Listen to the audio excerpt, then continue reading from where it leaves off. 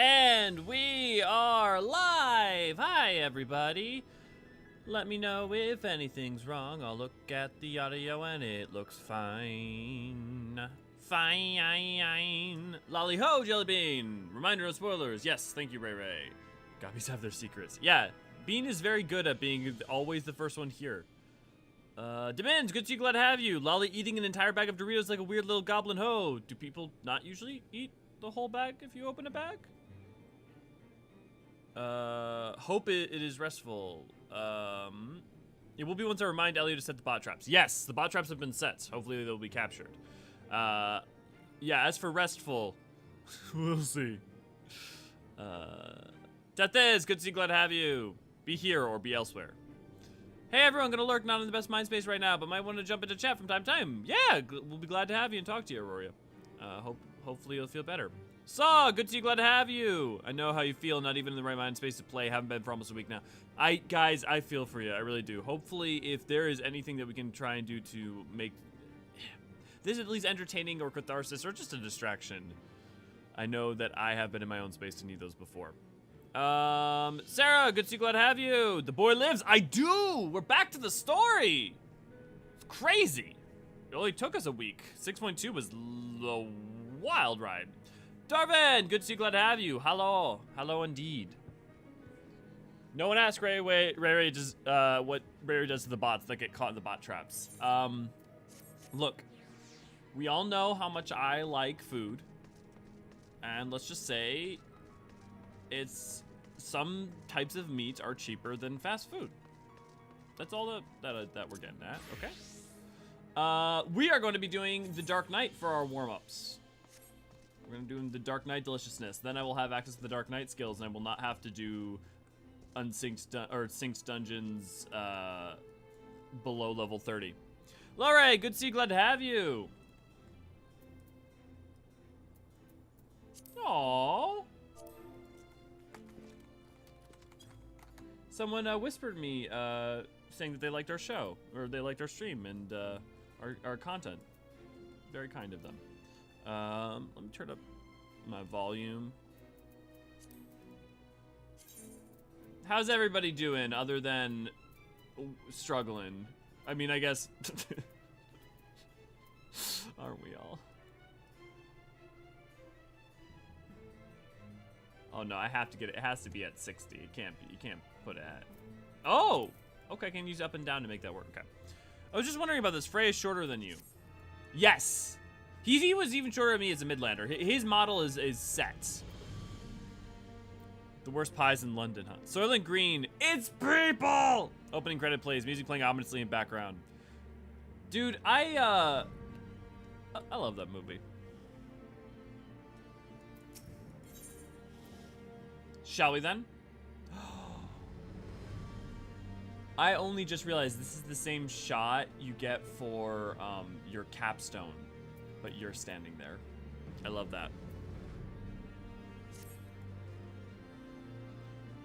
Well, well, don't you look the part? Ready to harness the darkness within to set the wrong things right? Now bear in mind that while the darkness gives you strength, that strength comes at a cost. That is but one sacrifice, though, and justice demands many.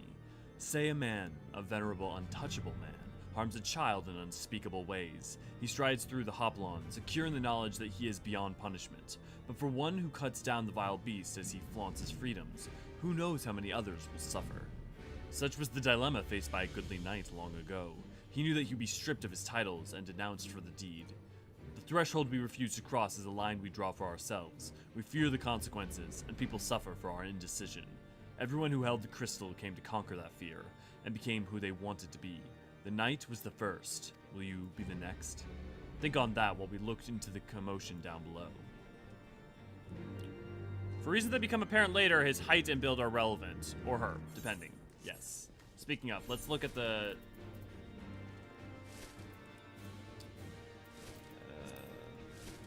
Frey speaks to you of the first Dark Knight, a goodly knight who sacrificed all in order to bring an untouchable man to justice. Too many fear the consequences of such actions will bring...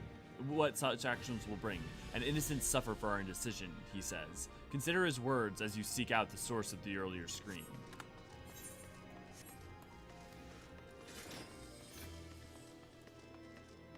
Dude, I love that they went ham on the fucking Allegan weapons. I mean, it makes sense to, like, so many people are going to use them because they're tombstone weapons, but...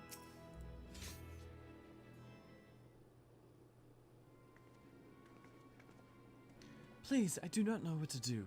It's my granddaughter. I don't see him standing there, and I know that's no excuse. I should have been more careful. But my granddaughter, she started yelling at the temple knight, and I tried to stop her. I did, but then he said she had to come with him, and if I could just tell him how sorry I am, maybe he would. He'd take you too. It's what he'd do. Even if you went and begged the blue bastard to intervene, it'd be too late by then. Ain't the first time they've taken a girl her age. If she doesn't fight back, they might let her go. No, there has to be another way. Ah, Ishgardian justice. They might spare the girl, you know, leave her with a few scars and lifelong lesson. Or we could beat every last one of them to within an ilm of their lives and rescue the girl. You'd like that, wouldn't you? I knew you would. Everything is going to be alright, madam. When I'm through with those knights, they would not dare trouble you ever again. Oh, thank you. Thank you. Kathra, good to see you, glad to have you. I feel like a melee weapon with that many moving parts would have questionable structural integrity, though. Okay, but like, about a solid 50% of the weapons in this game would have questionable structural integrity if you, like so many of the katanas, so many of the great swords. Assuming they didn't just drag her into an alley, they take her to either the congregation or the tribunal. Though Honorable Sir Aymeric wouldn't suffer such reprehensible behavior under his roof. The Inquisition, on the other hand, well. So that leaves the tribunal. If the girl is still alive, I imagine they'll make all manner of threats. Come any closer and she dies, and so forth. If so, we'll need to make something perfectly clear to them. We're not here for her. We're here for you. Once they understand she means nothing to us, they'll attack us or flee. I don't know about you, but I'm eager to find out which. Kichi! Good to see you, glad to have you. I mean, that's the thing, right? When do you choose to let design aestheticism take precedence over realism? Also, in a world in which mithril and other metals exist, you know... Just the one sword between the two of us, I'm afraid. You keep it. I dare say it fits rather snugly in your hands. But don't worry about me. I'll do my part to keep you on your feet. Now, should things turn violent, as I expect they shall, you may need to tap into your dark side to survive. It's not unlike drawing upon your own aether to weave magic. Fear, pain, rage, that which lies in the deepest depths of our soul makes for a potent fuel. But be warned, burn too much too quickly, and you risk being consumed. Do not worry, Elio. The first step over the threshold is always the hardest. Ah, yes. I should have known you'd do that. Right then, let's find the girl.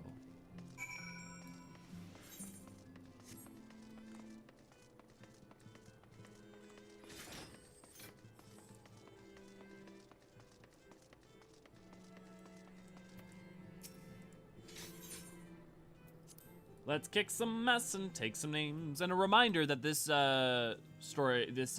these quests were done by Ishikawa, who wrote Shadowbringers and Endwalker.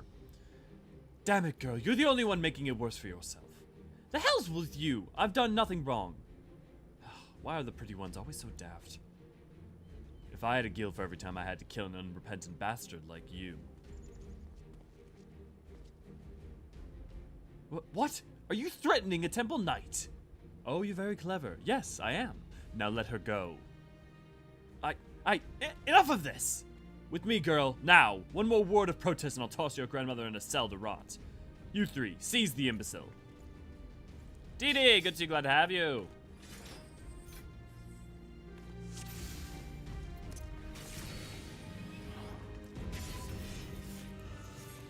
Surrender or die. Funny, I was about to say the same thing.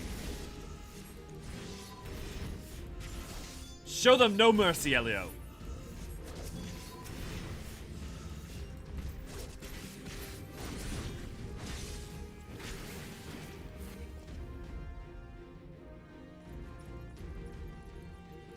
Bring everyone! He's gone mad! Reinforcements, eh? Looks like we'll have to even the odds. Search your soul for the darkness. We need but a sliver. Yes. Jade, good to see you, glad to have you. Deathberry, good to see you, glad to have you. Do you see, Elio? The flames beckon. Immerse yourself in the flames and ignite the darkness within!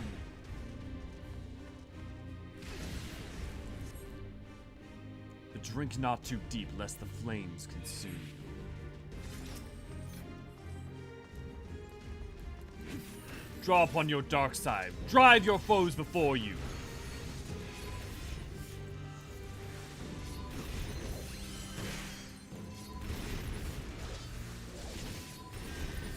Aaron, good to see you, glad to have you. Baphomet, good to see you, glad to have you.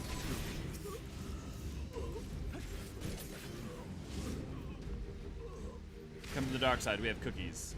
And good writing. I wonder how we get away with this and nobody says anything after we murder a bunch of Temple Knights. Do we know for sure that we murder them and don't just knock them senseless? Also, remember that we're like friends with Americ, and also we know that they were doing something that they should not necessarily have been doing. So I can definitely see a world in which they're not going to report anything. And these people are definitely not going to report anything. And we're also already lauded somewhat.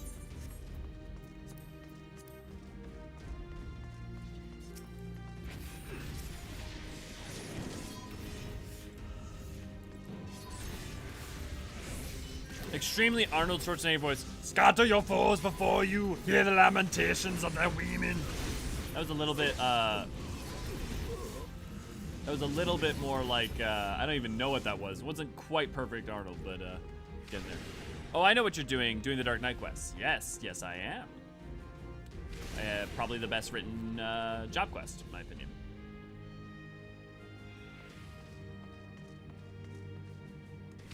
I don't even know that's my favorite, but I do think, like, especially as a whole, it is, I think, probably the best written one, and one of the more cohesive ones.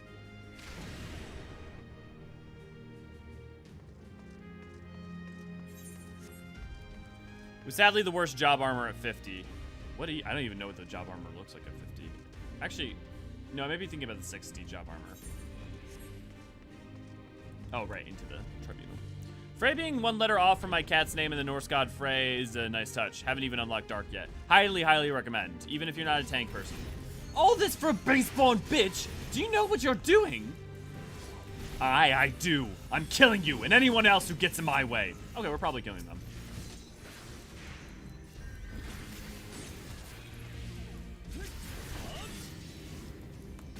No witnesses!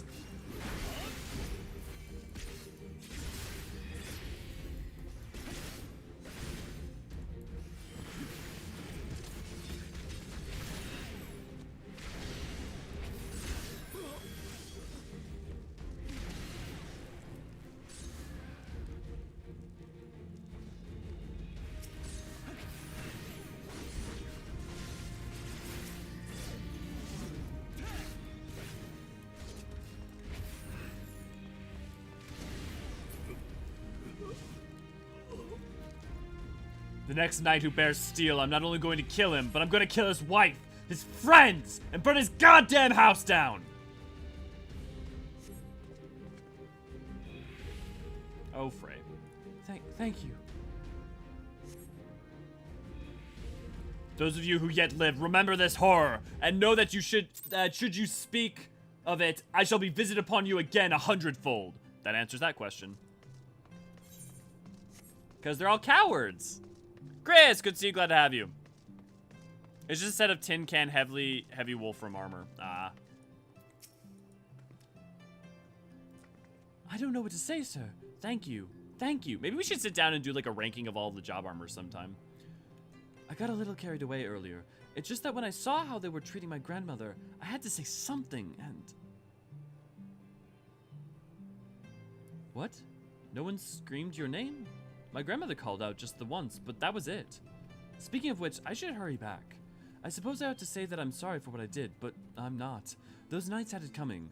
Alone bless you for what you did.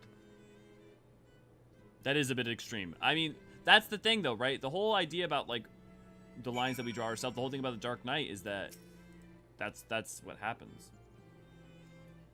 Feels good, doesn't it? Strange maybe, but a good strange, I'll wager. You tapped into something primal, a power nestled within you, yearning to be free. As your understanding of your powers grow, so too will your skill as a Dark Knight. You have done well, far better than I could have hoped, in fact. But there is still so much more to learn, so much further to go. I won't lie to you, Elio. The risks will only increase. So if you want to keep going, you have to trust in me. Can you do it? That's the thing, is that sense of right. He's an embodiment of the sense of righteous indignation and justice at the, well, injustice of the world. So it's not surprising that he may be a little extreme. Good, that's a promise. Circumstances being what they are, it might be best if we parted ways for a while. Think of it as an opportunity to hone your skills in my absence. But don't worry, we'll meet again when the time is right. I'll be waiting where we first met. I literally don't think Frey is capable of chilling because he's an embodiment of righteous indignation. Dark Knight is going to become the Joker, but less so. No, it's not the Joker, because the Joker is in fact it's the opposite. Because it's not, you're not an agent of chaos, you're an agent of justice, and you're an agent of order in a world that, but only an order of self. Or not an order of self, but an order where you draw the line for what is righteously good. But the thing is that the Joker is an agent of chaos and is sociopathic and does not hearken on to any other whims, wants, or the indignity or injustice of it. He only causes it. Or maybe Batman, but fine with killing. Yeah, I mean, I think definitely much more Batman. Well, hello. Oh.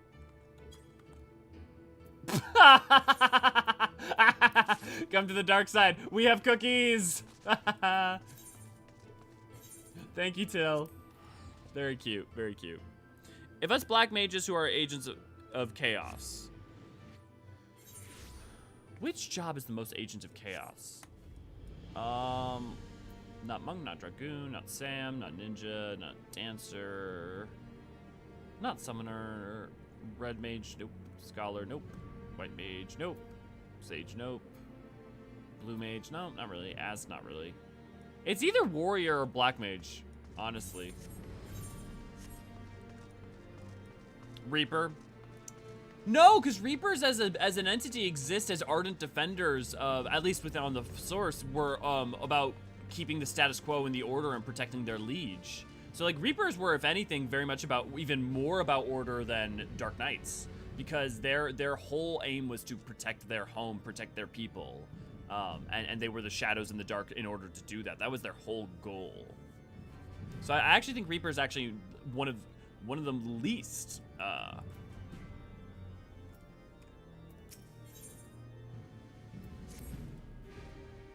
I had a feeling you'd come by today, Elio. Sure enough, there you are, eager to pick up where we left off. Let's start with a question then. You must be burning with several after that last affair.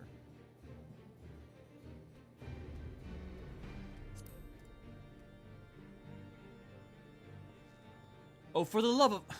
They're fine, both of them. You solved all their problems. Happy? Now then, are you ready to stop dancing around the real question? Just ask. Nope. Ah, yes, the voice. The one you heard when you first touched the crystal. An excellent question, but a difficult one to answer. Some say it is a beacon guiding the Dark Knight to his true calling. Whose it is, you ask? Only you can discover that, for each knight must hearken to a different voice. As you grow more accustomed to drawing upon your dark side, you will come to hear it more clearly. Communion will hasten this process, but we dare not conduct the rites here, under the watchful eye of the Holy See. It will make for Southern Thanalin, for little Alamigo. For Alamigo! For those of you who are members, I think now is an appropriate time to sloppy. The voice, some say, is a beacon guiding the Dark Knight to its true calling. As you grow more accustomed to drawing upon your dark side, you will come to hear the voice more clearly. Such are Frey's words to you when you ask him of the voice. Communion will hasten this process, he continues, but it cannot be conducted in Ishgard. Journey with Frey to Little Alamigo in Southern Thanalin. I'm back, had to work on stuff. Yeah, no worries, Deathberry. Des, good to see you, glad to have you. Of course you come in for the sloppy. I'm salty, I'm at the point in Heavensward where I have to start liking Alfie again, and I'm not ready. Some are not ready for people's death, characters' death during MSQ. Tethys is not ready to like characters. Okay, specific characters, very specific characters, but there's the sloppy.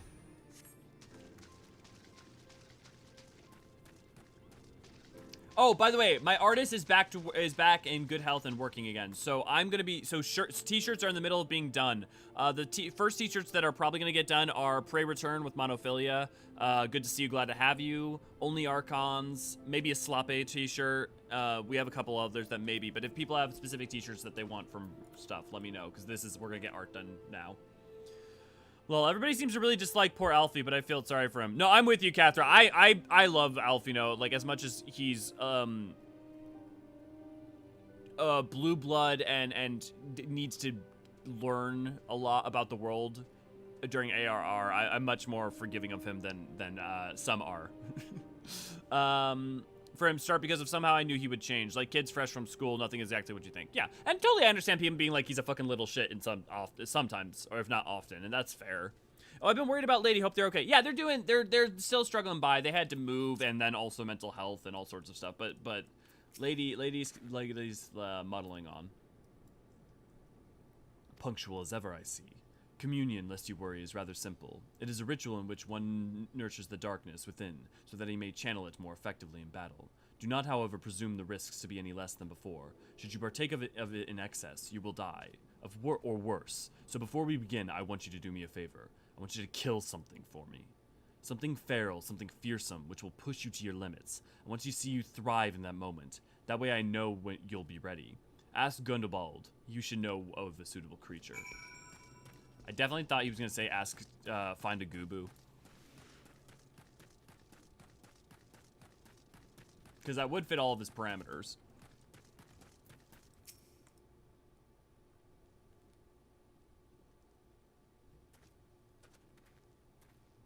A pleasure to see you again, Elio. Do you require assistance?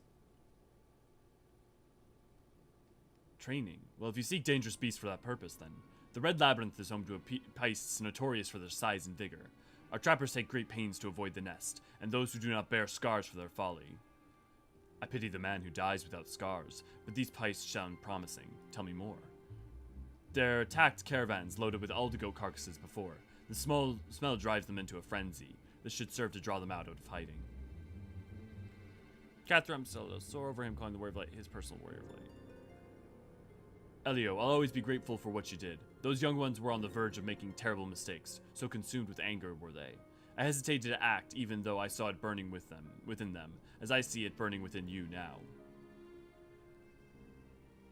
Tracy, good to see, glad to have you. Willow, good to see, glad to have you. You seek the darkness within. I will not claim to understand your meaning, but I wish you well in your training. Let's go. Silver after calling us his personal Warrior of Light. I always saw that as far more playful than, like, entitled. That line specifically. Not that there aren't other lines that are more entitled. And talked about us like we were a attack dog when he described the Warrior of Light as a servant. Yeah, not unfair, but also... Like, yeah, I guess the thing is for me, I always, like, was willing to see where Alfino went because he was so young. And not necessarily to justify a lot of his, mindset. But yeah, I mean, that's the thing is, like, you can't, I guess for those of us who are able to see where he goes, I take his story as far more meaningful because of its arc rather than not. However, after Hoverboards, I would die for him because he's my precious baby. I mean, he even still takes some time in Heavensward.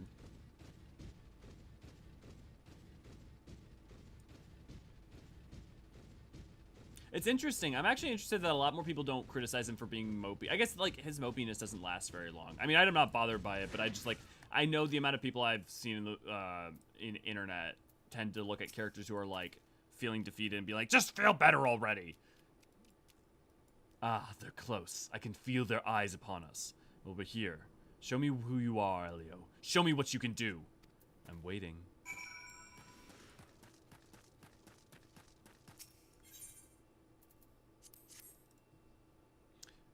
I see him as a younger brother learning his way and stumbling, but getting better as time goes on. Yeah. Oh, I think he's an excellent character with super well-written story, but I still wanted to kick him off a bridge when he went to Ishgard. Yeah, then we're totally on the same page. Don't get me wrong. Well, okay, at the point of Ishgard, I don't want to kick him off the bridge. But definitely, like, especially, like, 2.1, I'm definitely, like, kick the cunt in his... I don't know. Preferably wherever it seems appropriate.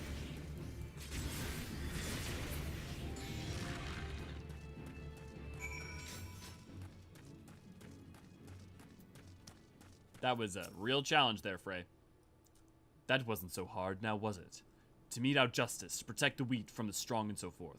You yourself must be strong. Strength is pain. Strength is suffering. Strength is life. No, strength is sacrifice. We must prepare for communion, but not here. Come before more pipes are drawn by the smell. Man, it's the Heavensward. The Ast one works. The Machinist one and the Dark Knight one job quests before 50 are awkward in that, like, justifying going back into Eorzean, or into, like, Hydaelyn, Gridanian, stuff like that, are like, I mean, why couldn't we do this in, like, the Western Highlands? And the answer is because it's a level 30 quest and you can't, and it wouldn't work. But also, like, it's kind of weird that you're going here, that Frey's taking you here instead of, I mean, I guess, actually, it's put to good use eventually that it is Eorzea proper, and it also makes sense when you think about your role and Frey's role, that those would be places you return to. Yeah, okay, that's not the weirdest. You look ready. Good. Now listen well. Close your eyes and hold out your hands towards me. Breathe deep through your nose. Let the air fill your lungs, then let it pass from your lips. Slower. Slower. Listen to my voice. Listen to your heartbeat. Listen for the others. This feels safe. I think the important thing, though, that's worth mentioning is that he does have the best intentions, even in ARR. You're not wrong, but he also does have the best intentions. The problem is in ARR is not even just spoiled, it's he's smart, he is smart, he does know it, and yeah. One foot in front of the other, over and over again. To the ends of the world and back again. And if time has no end, still forward and onward, over and over again.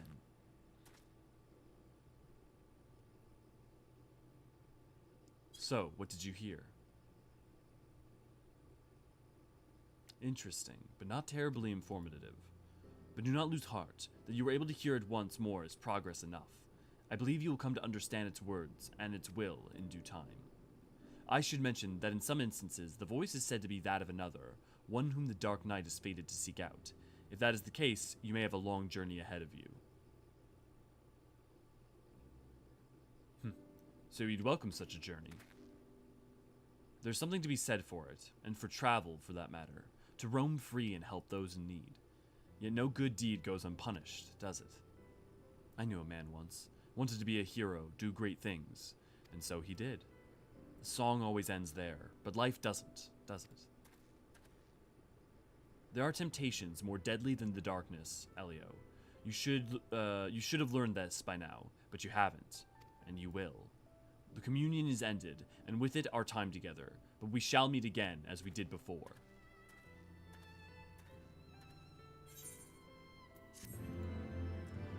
Blood spiller.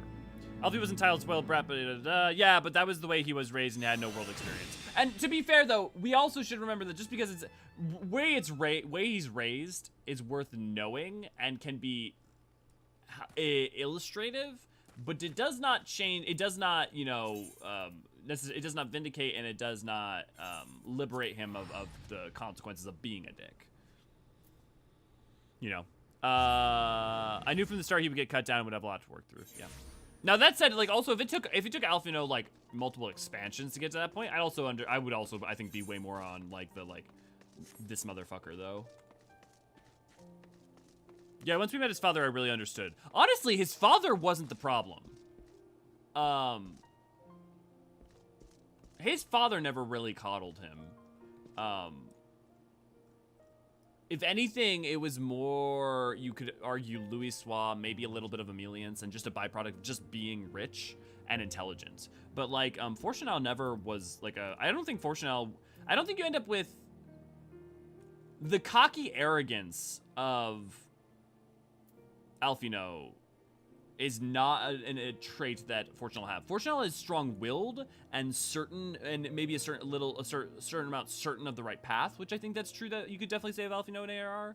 But it's also interesting that Fortunal does not always have seemed to have been quite like that, and part of the reason that he's like that is because of specific assurances by some entities that meant that there was little room to doubt. It's not even his own certainty of the right way.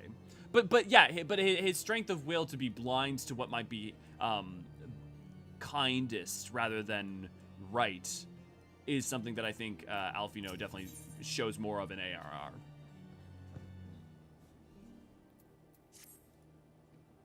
Let's finish this third quest up real quick, because that way I will have my abilities.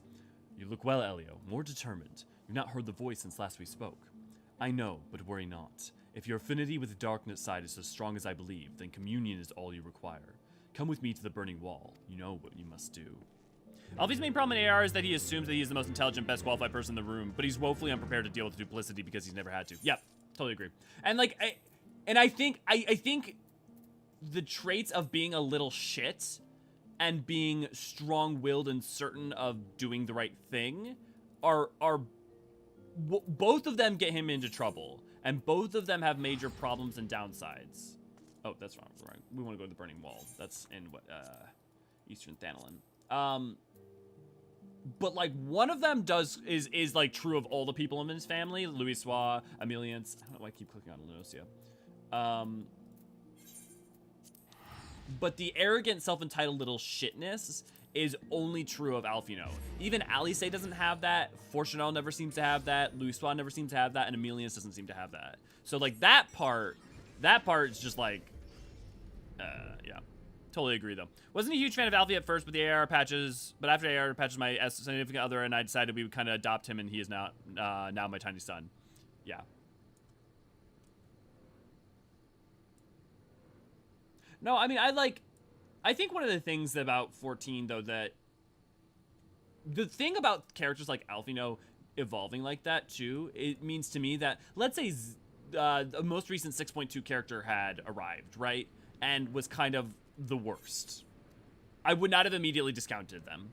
I would have been like, I'm ready to see where this goes, because I believe that these writers are not just introducing a shit character, they have means to, you know, I mean, hell, even, look, whatever you want to say about how much you like Lys by the end of Stormblood, Lys goes on a journey of evolution and grows as a character meaningfully from the beginning of Stormblood to the end. So like, they do succeed, I think, wildly. I mean, fuck, even take Nanamo. Like, Nanamo's, like, fine and cute and cool and stuff when you first meet her, but, like, they take her from there to where she's at, you know, in current days. I like Lys. I like Lys too, Demins, and I'm very, very excited to talk about Lys and why I think Lys is strong and with people as we get through Stormblood, in case, for those who like her less. It begins, as always, with blood, a confirmation of your identity. There are axe breaks here which have grown ferocious beyond reckoning. Vile creatures eager to prey on man and beast alike. Offer yourself to them. They will come. They make an offering of them to me. Lys is a great character. Yeah, I think Lys's biggest weakness is that you're introduced to Lys and she leaves in the same expansion. So you don't get as much, and you're in an expansion that's so split between dealing with other characters' narratives as well. It's not just an Alamigo expansion, it's also a Doman expansion, which is a strength of the expansion, but because of that, she's not a focal point for as long. And also, yeah, I'm very excited to get to replay Stormblood with you guys and talk about it. Forever Tiny Son, as we are all trapped in the time bubble. Man, I don't know at this point. They keep, like, hinting at ages and time lately, and I don't know if it's just offhandedly or if, like, they fucking mean to, like, actually do either a time skip or something with the twins. Now that's Zelio I've longed to see. You resent this, don't you? This pointless trial. Perhaps you even resent me for subjecting you to it. Remember this feeling. Treasure it. I want it smoldering within you when we commune in Camp Drybone.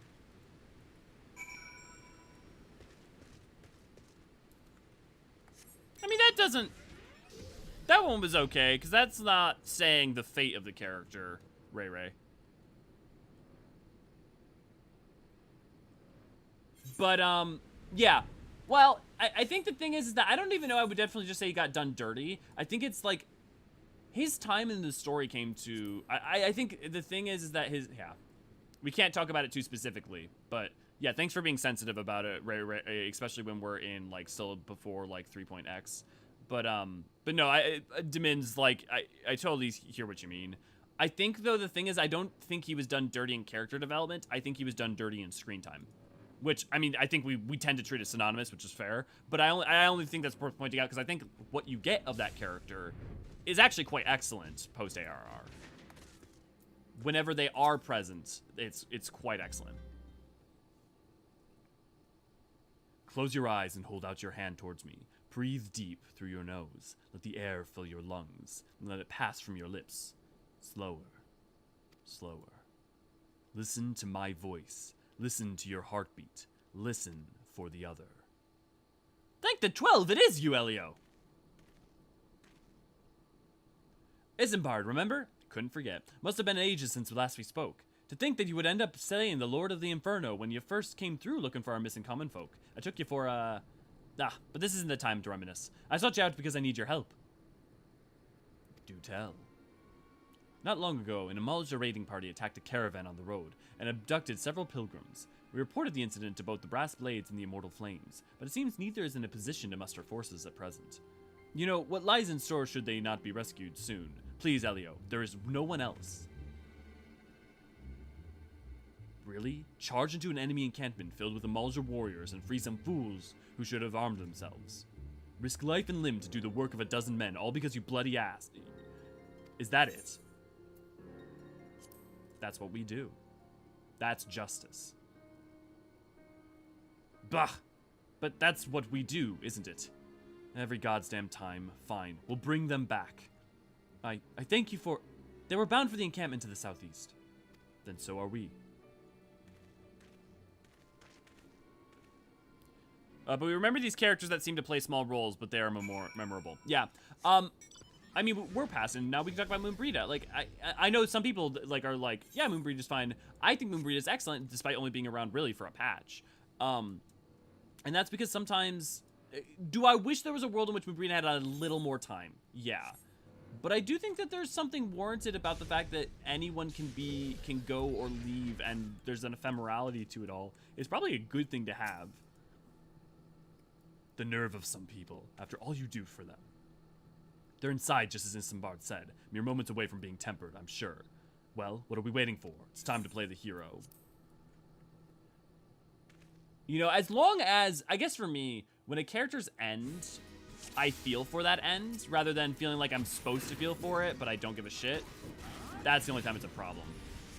They're not far ahead. Let's go. You know? I'm trying to think of like a bad characterization in 14. Or like not even a bad characterization, but like a lackluster one. For like a more important character. I'm sure some of you guys have your own druthers and opinions. We're done for. Moonbreeda was excellent there, but she had to go because I need Eorzean, J-Daddy. Gods bless you, adventurer. Keep moving. We're not free just yet.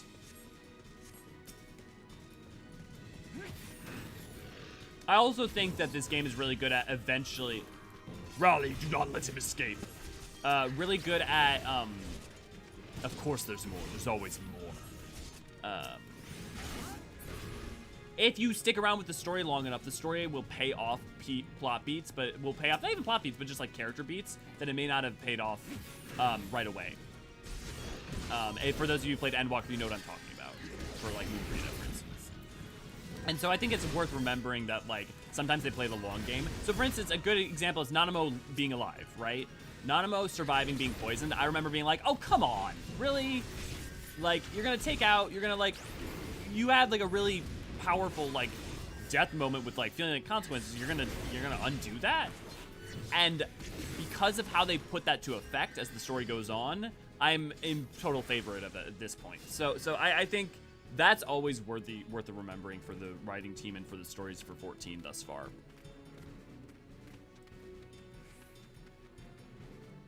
Most memorable character in 14 is Tractum, Slayer of Titus and Livibetus.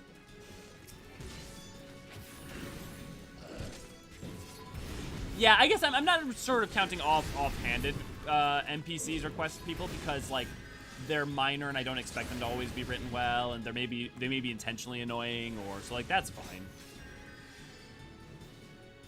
Elio OnlyFans when? I mean if you'll pay Cyrene, like we can get that going. If you guys will pay, I can get that going. I just need, I mean, Ray now is helping me with like some photos and footage, so I don't know, Ray, you want to, how do you feel about, run, get yourself to Camp Drybone. I know the male form is not exactly your preferred, you will pay for your insolence.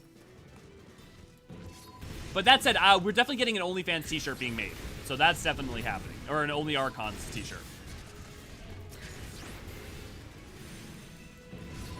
Are you going to play Dark Knight during this part of the playthrough, or are you just opening the job up? I am just opening the job up, so because we're going to need it for Shadowbringers, and also doing the story, at least this part of the story. I'm always going to be doing what the canonical job is. I've had my fill. Let's go. So I'm doing Dragoon for all of Heavensward and 3.x, but the Dark Knight we're going to need for Shadowbringers, and doing it now before you finish Heavensward, in my opinion, for like the 1 through 50, at least 1 through 60, works better. And also, I need the ability so that I can level it in leveling roulette and dungeons. Heh, just didn't know when to leave off, did they? Neither did you, though, eh? I mean, look at you yourself. Most of that's not even your blood.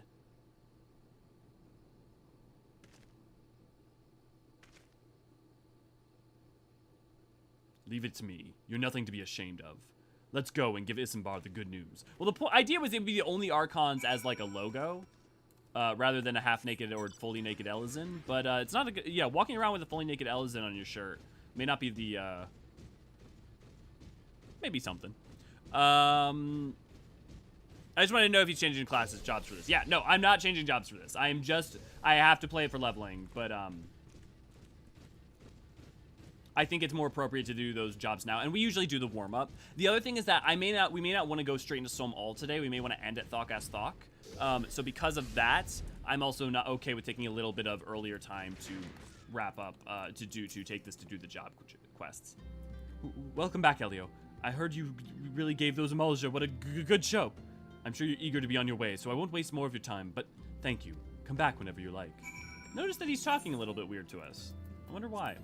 Also, Isambai's ardors wander to the bloodstains, only to flee a moment later. You can hear the fear in his voice as he thanks you for saving the pilgrims. Frey ought to find that amusing. Oh, we forgot, Here. Frey knows you have not heard the voice in some time, and so he hopes to help you as he did before. Join him in Eastern Thanalin to prepare for communion. It begins as always with an offering of blood. Seek out and slay axe breaks. Frey is watching. Something is lacking, but you cannot say what. Well, it is done. Perhaps Frey will be satisfied. A flicker of annoyance spasms across your face. How pointless, you think. And Frey smiles, for he knows your heart. Remember this feeling. Treasure it. It will serve you well in your next communion in Camp Drybone. How dare Isambard interrupt our communion, as if pilgrims have not been kidnapped before. Yet here you are again, forced to risk life and limb to rescue fools who should have armed themselves, all because there is no one else. So be it. Raid the Amalja encampment and rescue the prisoners. Fortunately, Amalja are far better sport than Peist, eh? And the beastmen were happy to keep coming, howling with rage for their fallen kin, no matter how many you slew. Frey's chuckling is infectious, and you find yourself sharing his grin. Frey suggests you refrain from cleaning the blood from your equipment. Let Isambard see what you've accomplished firsthand.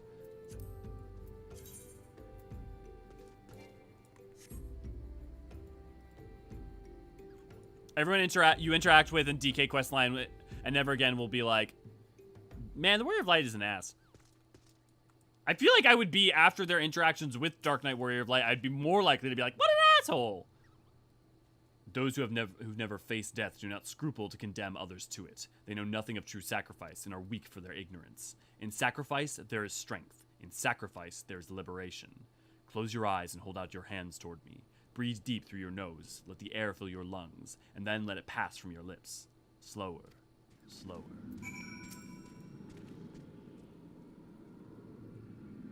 Are you going to flip-flop between Monk and Samstorm? No, there's a canonical answer for when you do each one, and I will explain in 1 second.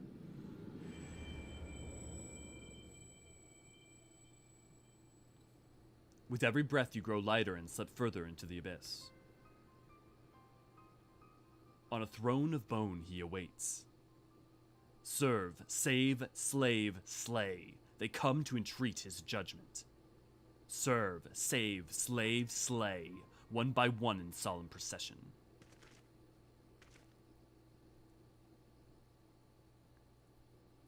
So, what did you hear this time? The most wild shit. And there I was thinking you were on the verge of discerning the truth. Your affinity with the dark side grows stronger by the day, and yet there is a hesitation. That happens when you're a paladin, main. Listen to me, Elio. You have performed great deeds and saved countless people. You are a hero to the realm, but you are no Dark Knight. A Dark Knight accepts that he cannot save everyone, that sometimes he is fortunate just to save himself. Sacrifice, Elio, is to renounce that which binds you, to recognize that which matters, and forsake all that does not. Then what's the point of saving anything? At the very least, you must realize that you cannot continue to carry on these burdens, unless you wish to die a slave. I'm fine, just a little tired. The communion is ended, and with it our time together, but we shall meet again as we did before. So, and canonically, thanks to certain, but not just the trailers from like the fancy trailers, but there's like an Endwalker trailer recently that showed this. You swap over from Samurai when you arrive in Kukune, and then you technically you could in theory switch back to Monk. I guess actually if we go by the the high res trailer, you should switch from starting as Monk when you arrive in crossing the border to Samurai when you arrive at Kugane, and then because the fight on the Fist of Ralgar is supposed to technically be Monk, we should assume then that you should either switch to Monk then or switch to Monk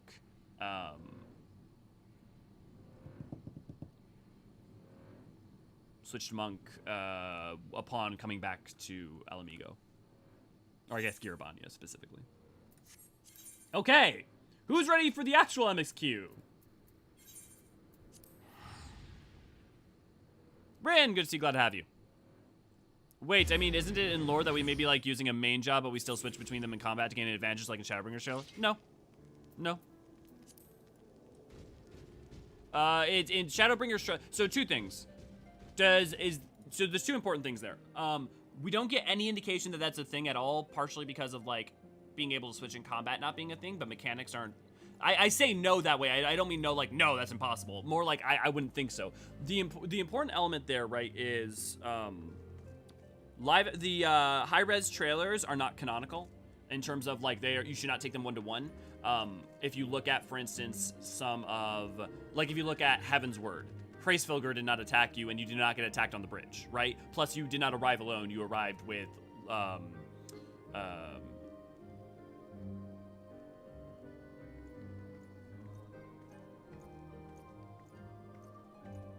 Alfino and Tataru. So that alone, Heavensward is weird. The Shadowbringer's trailer never actually happens in that way. So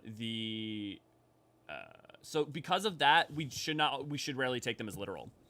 I would think Monk is in Alamigo and Sam and Doma. Yeah, that's the easy answer, Tracy. The only question is when you switch over to Kugane, when you first arrive. So well, I don't want to show it because it's a 6.0 trailer, but there's this trailer that gives a canonic version of what job Warrior Light is and where, like, it also explains that the canonical starting city should be Ul'dah, which also tracks with a lot of other things. But it's a question of whether or not you switch back to Monk when you come back to Girabania. I wonder for the longest time if I was keeping backup clothing in my job stones after that. Yeah, I think I saw smoke coming out of your ears for a moment. Yeah, I slept last night, but for some reason I'm like still really tired. I think I have cyclical of there's a chance that I'm bipolar too, and that I think like I go through like my manic cycles would be pretty hypomanic, and then like but my depressive cycles can be pretty hefty, and I think I'm just heading back into one of the depressive cycles, which is why I'm so goddamn tired. Oh right, that's not the MSQ. We're headed out to. Yeah, we gotta go all the way over there. Well, that gives us a second to talk. And found the thick stream. Hey, Decoy, good to see you, glad to have you. Yeah, Rin, did I see good to see you, glad to have you? Yeah, good to see you, glad to have you. If you enjoyed the stream and you aren't already a member of our Discord, why not come join us and have lovely forms of conversation, which I always appreciate having them with a lot of you guys already. It's been lovely to watch a lot of you guys. I haven't had the time to sit down and go into Endwalker spoilers to like really deep dive, because the thing is I'll just get lost in talking about that. But it's been lovely seeing all you guys go ham on that. Booyah! Okay. I feel like a job switching would be a pretty useless concept if you didn't do it in combat. So I disagree on that. I also would disagree that...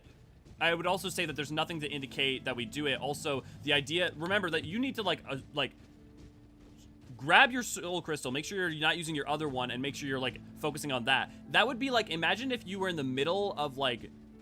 fight. Yeah, I think canonically I would very much assume that there is no job switching. Part of why I would also assume that is that if there was, we would easily be able to see other people doing such things, because some job crystals are plentiful, and there's no reason that you wouldn't be like to see, for instance, Y'shtola. Y'shtola's a bad example because you wouldn't use white mage. What's a good example? There's no reason that you couldn't see Alice switch between red mage and summoner. I guess arcanist. Which isn't a soul crystal. But my point being, I would disagree. I would personally say, I always thought that it was simply a game mechanic because it's too hard to balance. Well, it's not just too hard to balance, it's literally you can't balance it. Because if your game is built around having roles, everyone swapping all around means that you can't actually design for anything. Because you can't design them under any assumption. You have no ability to assume what someone's using other than that people have some. Or you design the way you were doing, in which case people have to default into a job role anyways, which means that there's no point to giving that liberation. So yeah, I would suggest that the game as a whole has nothing to suggest that it's used other than the creative license of the Shadowbringers trailer, which I would say is not necessarily a useful argument for canon. Like I wouldn't, as we've seen with other examples, including literally that scene. And we have some reasons to think that it doesn't. I was pretty sure I heard it being quite specifically stated that we are unique in our ability to have so many jobs in the first place due to how much more Aether we have than a typical person. That's not... Jobstones don't... Your Aether isn't the important part. It's your knowledge of prerequisite skills. So for instance, in theory, there's no reason that Y'shtola could not use a white mage soul crystal and a black mage soul crystal. She has the prerequisite knowledge. Aether density is irrelevant to that. I guess going by the trailer, since the Warrior of Light is Samurai and Gimlet Dark, that you remain a samurai when you go back to Alamigo, I think. Yeah, so that's a good point. That's a really good point. Yeah, so that's another thing that, like, the gameplay trailers, for instance, seem to suggest that after you get to Kugane, you are a Sam, and you're a Sam up until the end of 4.x, which would then suggest that, for instance, that goes against the high-resolution trailer being a monk when you fight on the Fist of Ralgr, which should happen, you know.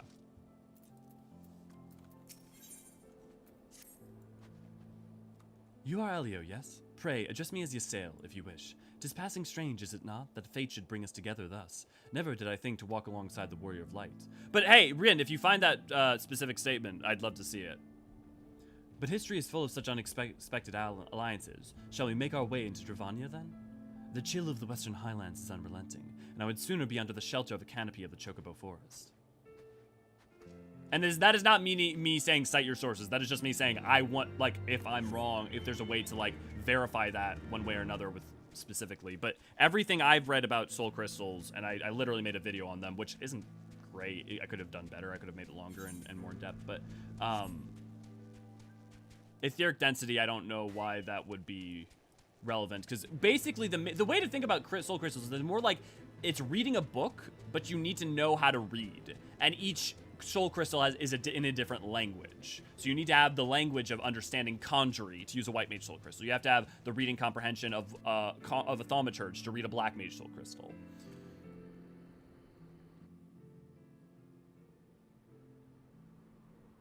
Beyond Abalathia's spine, the great mountain range that spans the continent of Aldenard from east to west. Into the deepening shadows of Som-Al, where lies the ancient home of dragonkind.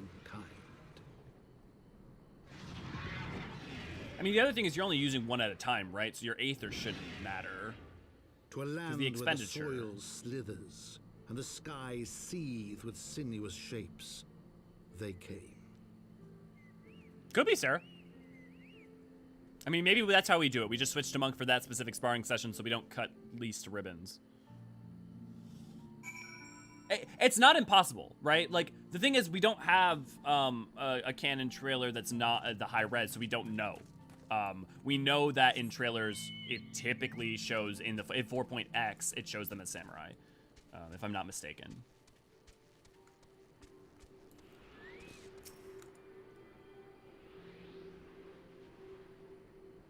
But beyond that, the back third of Stormblood, we don't know.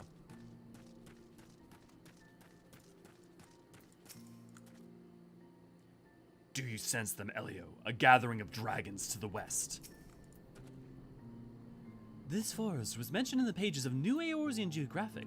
As I recall, the author advised travelers to give the local chocobos a wide berth. According to her, they can be remarkably aggressive. Sure, you remarkably aggressive. We now stand on the threshold of Dravania. The path to some all will take us far to the west, beyond the embrace of the forest's branches. It will be a long and demanding journey. Might I suggest that we take our rest at the village up ahead, and see that we are properly provisioned. There's a village here, but I thought these lands the sole dominion of dragonkind. Why would anyone choose to live in such a perilous place? The wild chocobo Tailfeather was built by the wild chocobos. Tailfeather was built by the hunters who make their living capturing and selling their beasts. Their leader, Marisol, is an acquaintance of mine. Being a gregarious sort, he will no doubt welcome our arrival, and he will also possess more recent knowledge of the road we seek to travel. I trust there are no objections. Only to the ceaseless chatter. If we are meet the acquaintance of yours, let us do it before Ishgard burns.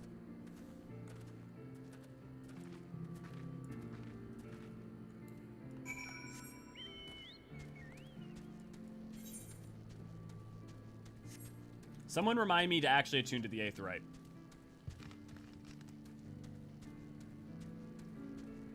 I guess here's a fun question. What's everyone's favorite map in Heavensward? And it's okay to say map 6's name. I'm pretty sure, you know, it's all good to say Azisla. We know that's long, long ago been non-spoiler territory.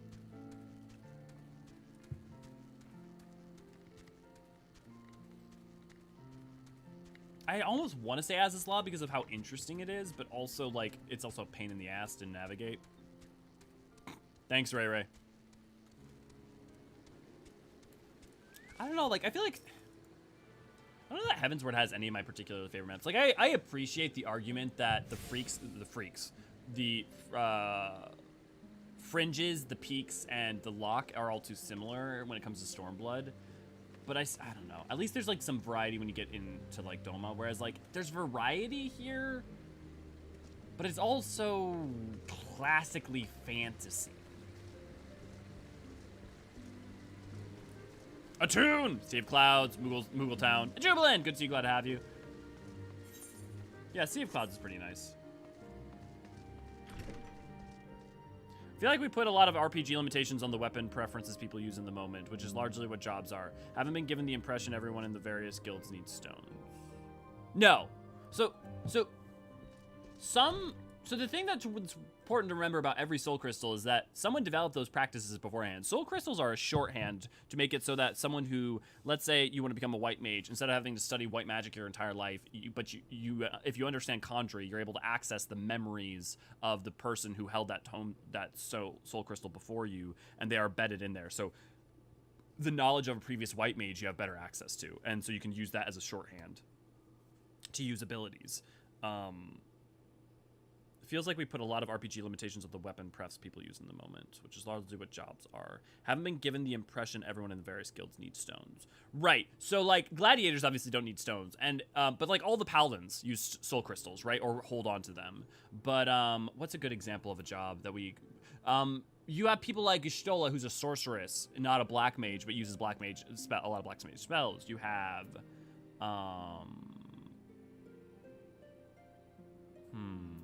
I'm trying to think of a job with examples of people who do it without soul crystals. And I don't have a good example off the top of my head. Sea of Clouds are turning mess. Gotta love that sky. Jellybean! Yeah. Yep. I like whatever the zone is outside of Idleshire for views. Dravanian hinterland, but I spend most of the time on Moogle rep, so it was there a lot. Yeah. My favorite is when the sun comes up in the Sea of Clouds. Yeah, Sea of Clouds is very pretty. Sea of Clouds, getting around can be annoying before you unlock flying, but it's really pretty. Yeah, totally agree. So like the reason that like also there's weapon associations beyond just the mechanical, right? With jobs is also like, remember that like you're using the memories of the people of that time. So like you could learn to use white magic spells and a sword, but that would be its own thing, right? So like when you use a soul crystal, you are bound to using the weapons that were practiced with the person who used the soul crystal. And so if you're using a dragoon, you're going to use a lance. Could you learn to jump and use sword and shield? I mean, in theory, but you would have to focus on learning that and spend a lot of your time and life doing that rather than just using another profession that already exists. Although I love exploring the ruins and churning mist in the hinterlands, yeah. I guess for me, I would describe, I think every map in Heavensward is good. Like, is really good, but I don't look at any of them, I'm like, great. Like, that is like one of my favorites. But then again, there's not a lot. There are not a lot ascend to that level. Well, tend my heart and call me a Leatherface. We have a visitor. I don't know why I went with that, but okay. Oh ho ho, that ain't the loveliest sail. It's been too long, girl. That is Marachon. That it has. My companions and I are on a pilgrimage to some all. Might we stay in Tailfeather a while and prepare for the next leg of our journey? Of course. Stay as long as you like, in fact. I wouldn't suggest leaving the forest at all. The dragons have been absolutely bleeding murderous of late.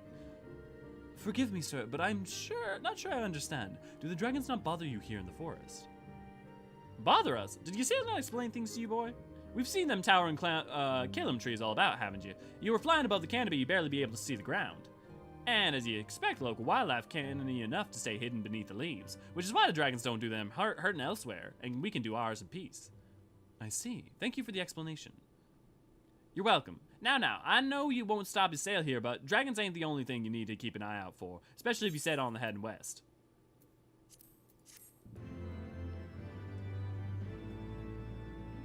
A lot of jobs predate crystals, I thought. It depends on what you mean. I thought you hit your head. I thought you hit it on the head with that. The job crystals are just an alternative technique tool, likely for those not in classroom settings. So it depends job to job. It's always worth remembering that every single field was made before before anyone ever had a soul crystal for it.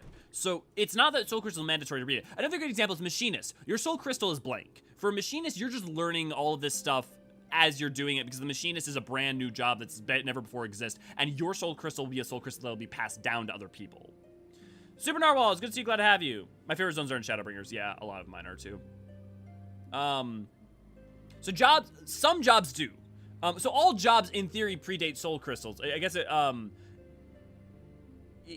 it like a good example, right, though, is Paladins. Paladins came to be in 969 of the 6th Astral Era, but everything we seem to understand about them, including the fact that one of them was set in the pommel of Cortana, Oathkeeper, is such that they would have probably been holding on to soul crystals right away, the same way that machinists are brand new, like basically made this year, and all the machinists are all holding on to soul crystals to like impart their experiences with them so that they can be passed on to a new generation. So like the first generation of an occupation, yeah, is not soul crystal-less, but is not users of the soul crystals. Blue mages too. I'm pretty sure aren't the blue mage soul crystal? No. I forget. It's been so long since I redid the beginning part of that. Like, does Martin teach you the basic principles of being able to absorb abilities, or is that an inherent property of the blue soul crystal? Because the thing about the soul crystals, you're not putting the etheric signature of the creatures into that. That's separate. Actually, so blue soul crystals are interesting too, because like actually maybe it's not. Maybe they are able to be passed along, but then why would you use mage soul crystals? Get really weird really fast for a lot of reasons. Yeah, Shadowbringers wins also because it has the most varied, right? Like Shadowbringers has a really good set, every kind of biome as a distinct thing.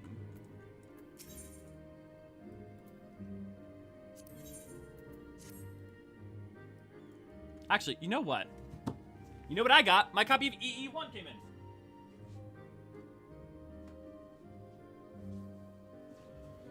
Why don't we see if there's any little bit on... I don't think there's any... Blue Mage didn't come out until later, so it probably isn't. But I am curious if there's anything in EE1 or EE2 about it. Yeah, nothing in there.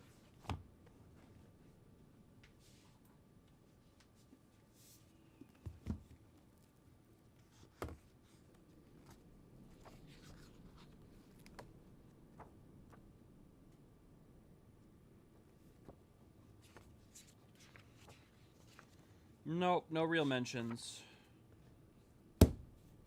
Oh well.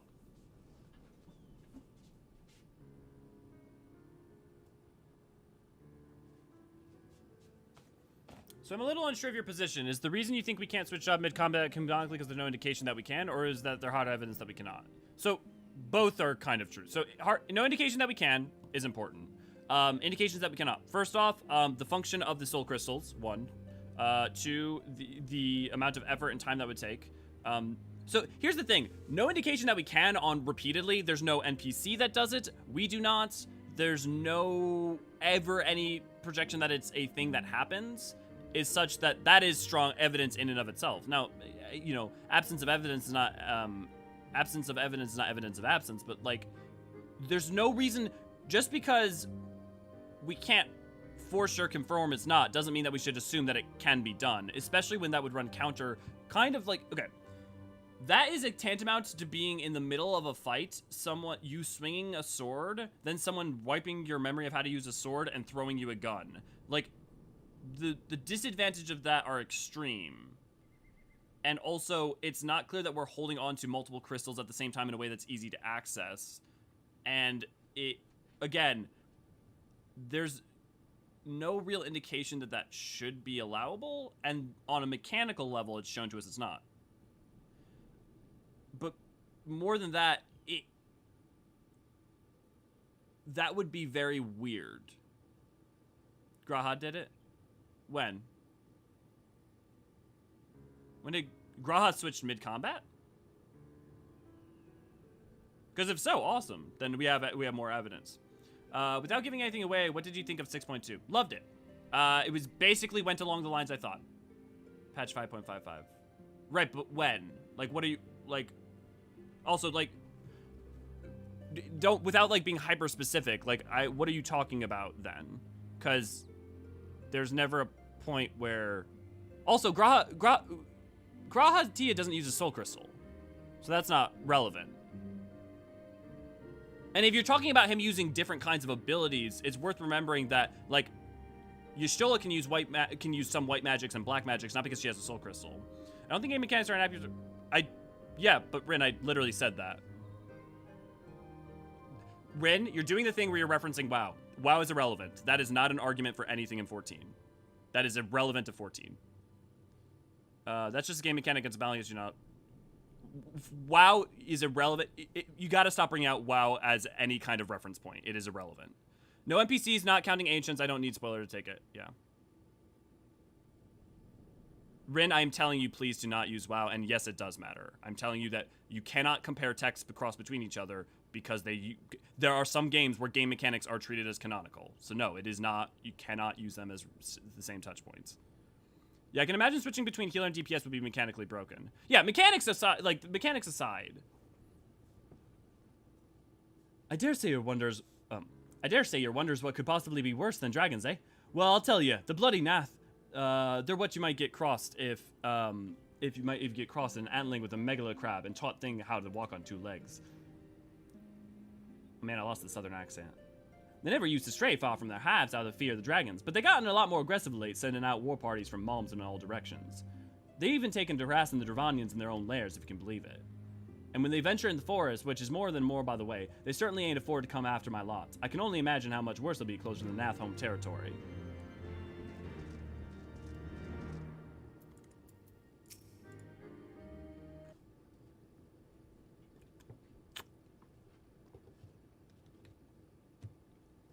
It would seem that much has changed in Dravania. The Nath were not wont to cause such strife when I lived here. You lived here in Dravania? Aye, it was a time following the calamity. My family was dead, my home was gone, and I had fled from the bitter cold into these lands. I knew not the paths of the forest then, and wandered out from under the protection of its boughs. That was when I chanced upon Hraesvelgr, and he had descended from his mountain lair to hunt for food. My exhausted mind could not contend with the sight of the majestic worm, nor the vision of the past its presence brought visit upon me. Thankfully, Marchand found my unconscious form at the edge of the trees, and nursed me back to health, and in Tailfeather I remained for some time. Hence your familiarity with the locals. But I interrupted you. You were saying that these Nath were once a peaceful people. Peaceful would not be the most fitting description. They are a fiercely territorial tribe, and any who intrude upon their domain are attacked without hesitation or quarter. Outside the borders of their homeland, however, they are rarely hostile indeed. We were even able to trade with them on occasion. They have changed then? What of it? We have not time to creep through the underbrush on some roundabout route.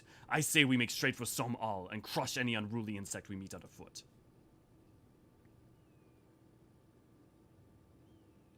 A more direct path then. Very well. Let us follow the trail west out of the forest and make for the statue of the Stained at 1. From there we should have a fair view of the road that leads to Som Al, shall we?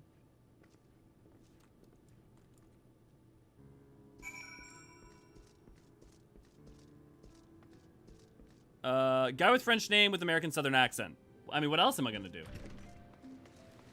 Switching between staff, sword, and shield combat, not from Soul Crystal. Right. But that's because he uses his own magics to summon those. That's not him using different soul crystals. That was the point. That was the fundamental point that was being made, AC. Not whether or not someone could, because he's using his own magics to summon the sword and shield. He's using his own magics to do the same stuff. So it's still just his job. Whatever you would classify his job as. Graha's usually, I think, of switching since he learned without a crystal. I think he could be combine things together if you learned without a soul crystal. Yeah, well, again, he's like using, he's a, whatever you want to, like, his job is Exarch, and he can, you know, cast, he draws them forth from magic. I guess what you could say about the Shadowbringer trailer is that every time the Warrior of Light gets hit back and considered disengagement of the fight itself, that's why, again, so that's a one way to look at it, Saw, but that only works if we treat the trailers as for sure canon, which we can't, because literally multiple times they disagree with the story. Heavensward disagrees with the story at certain parts. Stormblood disagrees with the story at certain part. Like Gosetsu and Gosetsu and Yugiri, like atop the tower. The Shadowbringers disagrees on other parts as well. For you have also situations in which you have Endwalker's trailer disagrees with some of the things that happen. So, like, if we go, it's not worth starting down the road of rationalization as to whether or not the trailer would work, because we can't take it as something that would be canonically representational.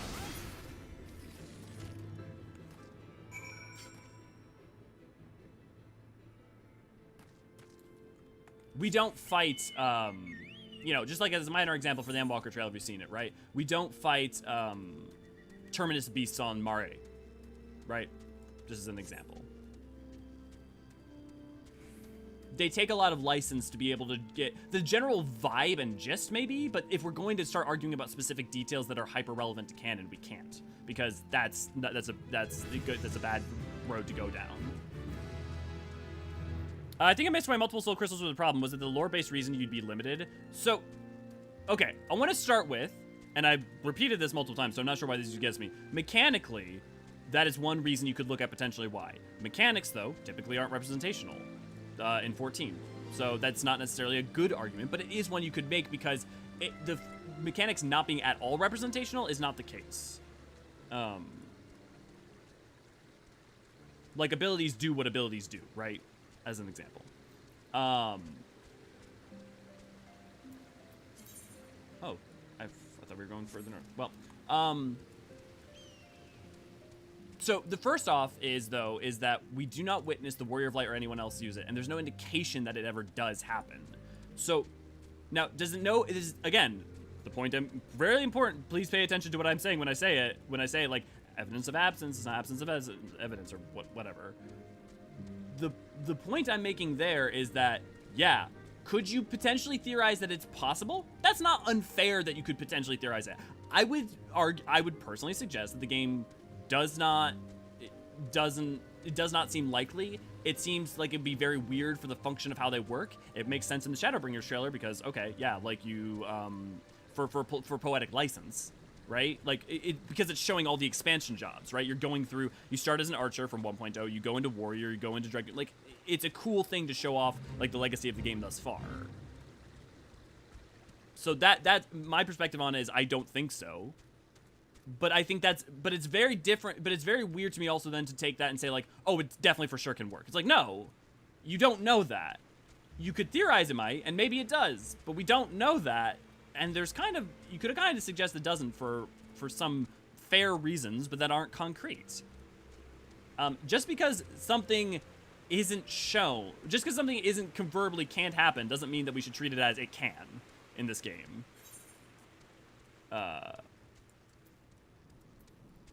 So next expansion, Reaper? I don't think so. I would think from 6.2 it's unlikely that it's Reaper. The Rising also might suggest that it's Reaper. I personally think what's most likely for 6.2 is that we see a ranged or a caster, because we haven't had one yet. I guess we had Bard as 1.0. Honestly, I think caster. I think caster's the most likely to be it. Now, which caster? I would think, my personal opinion, but it's not like I'm good at calling for this, is whatever, if they add a new caster, which would make sense that if they, especially if there's 2 jobs and not just one, that one of them will be a caster. Whatever the new job is would be it. I think so, because the last time we had a new job be the poster child was Stormblood.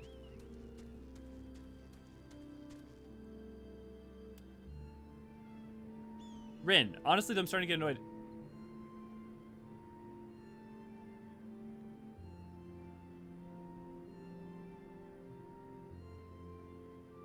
I spent 2 hours with that guy trying to, like, get to a place where we could understand each other. I was annoyed because... I'm gonna walk through this just in case. Rin, I was not annoyed because you were having a disagreement of opinion. I was annoyed because you came in treating my statements as weird, ignoring the fact that I was talking, like, made very clear my point about the mechanics, and then focused on another game's mechanical perspective or lore when that wasn't a baseline assumption they could use as something else. And yes, that's frustrating. I have been incredibly patient with you and other people before, but if you're going to just readily be like, this other game, and not listen to me when I'm saying, hey, look, we can't use other games, like, yeah, that's frustrating. I'm allowed to be annoyed. The idea that you aren't allowed to express your opinion is kind of wild. AC, the Scions don't have classes. They are available to players like Alfie as an academician, Yashola as sorceress, Graha as all-rounder, yeah. I think I missed why multiple soul crystals was a problem. Yeah, we talked about that. Charity, good to see you, glad to have you. Gotta head to class, so I'm gonna dip. Have a good time, Darvin. I'm sort of changing the subject, but I saw the bridge you go under. How would you like to have $1 for every time you ran that waterway under that bridge? I don't think I've ran under that waterway very often. Back at Wave 1.0 wasn't a job till like...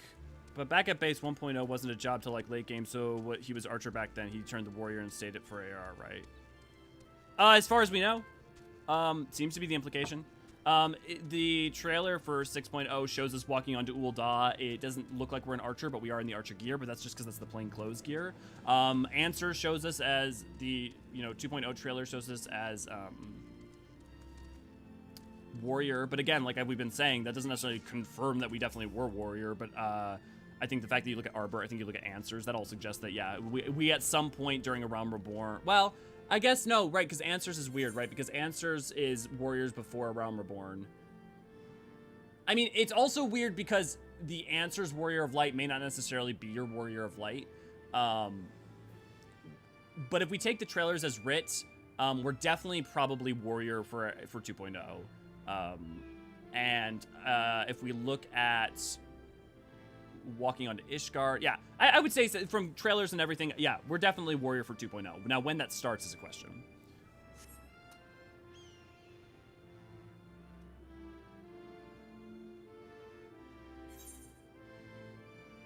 Right, Rin, but... Okay, fine.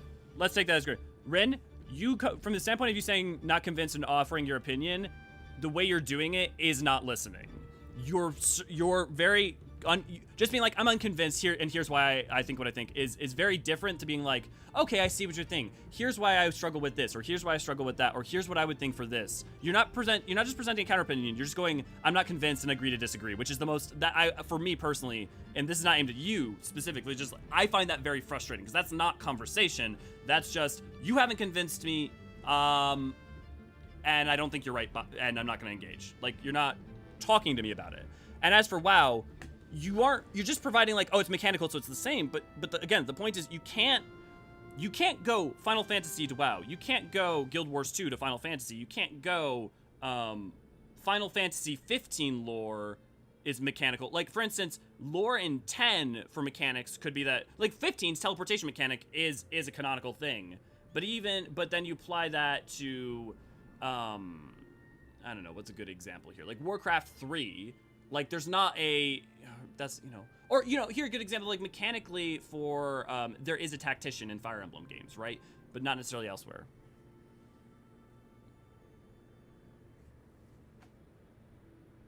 Okay. Bryn, you also have to understand, I can't just focus on you. There's also other people in the conversation. It's like, it's not just...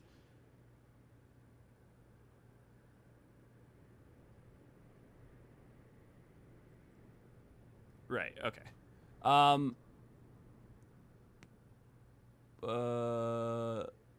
Yeah. It is, yeah, it's an open forum, but, like, there will be points at which I'm gonna be like, yeah, that's frustrating, and Ray's also, her job is to make sure the stream goes on track. I'm not on track right now, right? I'm focusing on, like, this rather than doing the story. And so, like, I may have to in the future just, like, have to ignore things. That's not a sign of disrespect, it's a responsibility. Yeah, okay, but Rin, then you said, right, but then you came out and said, all the things and said you were gonna peace out, which is like, to everyone, this is true about YouTube comments, this is true about streams. I just want to say this because it's happened a lot. You can just leave without announcing your exit. And then that's, Rin, I'm not saying leave, don't announce your exit. I'm just saying, in general, you don't have to, like, make a to-do about it. But also, just saying differing opinion is not useful or helpful. It is not, like, if we differ on opinions, we can just let that be. Saying agree to disagree isn't useful or changing anything or a form of conversation. We can just avoid actually, it's like, if you just disagree, you can just not have to respond. And it's same to me to you. You can just be like, if you want to understand more, or you want to, like, try to understand where I'm coming from, that's one thing. If you want to try to present your point because you want to further understand, because, like, not because you want to be right or because you just think I'm flat out wrong, but because you're like, okay, here's from what you're giving me, like, here's not just why I disagree, or not focus on the disagree, but, like, what about this useful thing to try and find an answer? Because we're trying to find an answer to the thing, not just, like, one of us be right? Like, that's the goal. Like, I don't care if I'm right or wrong about soul crystals. I'm suggesting based on the evidence of the text that is this game, and we can only focus on the text that is this game. Well, then you don't have to say anything. Like, you don't, like, I don't mean, like, don't talk. I just mean, like, you don't have to say agree to disagree. That's usually, like, it's unnecessary. It serves no function, right? You can just message me on the Discord, and you can just be like, oh, here's the point I was talking about earlier. The only thing that actually bothers me with job change is that you have to die hard warrior or a class that uses no magic, then all of a sudden you change a job and you can use magic. Well, no, so remember, you're learning classes. So you learn all the basics of the classes. So for instance, if you are a warrior, there's the baseline of the marauder, but, like, so white mage or black mage, you have the baseline of the conjurer or thaumaturge. So, like, you learned how to be a thaumaturge, so you can switch over to it. If you have a diehard warrior or a class that uses no magic, then all of a sudden you change it up, you can use magic. So, like, you would still have to learn classes.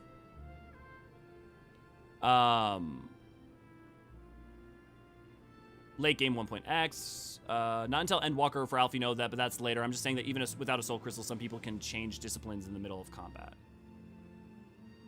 But they're not. That's not No. So, like, for instance, under your argument, AC, in trusts, you should be able to take Y'shtola and have her do switch between sorceress and conjurer, and the trust system doesn't allow for that or do that. So, like, that's not switching disciplines in the middle of combat so much as using your own magic to swap a weapon around because you're proficient with multiple weapons without the use of a soul crystal. So I don't think that's the same thing. I think that's a kind of a semantic difference.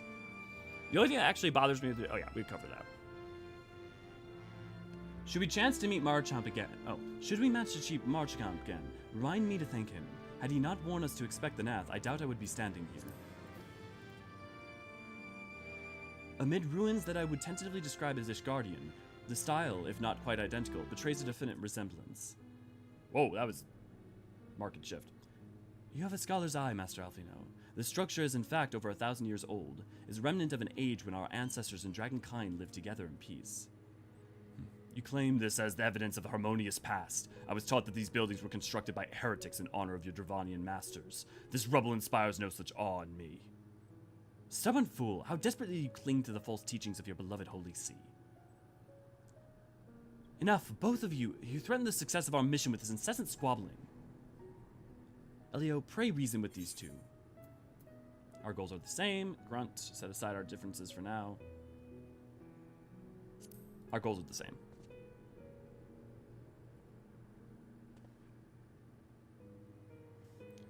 Quite. Lest you forget, our goal is to prevent a war which will claim the lives of Dravanian and Ishgardians alike.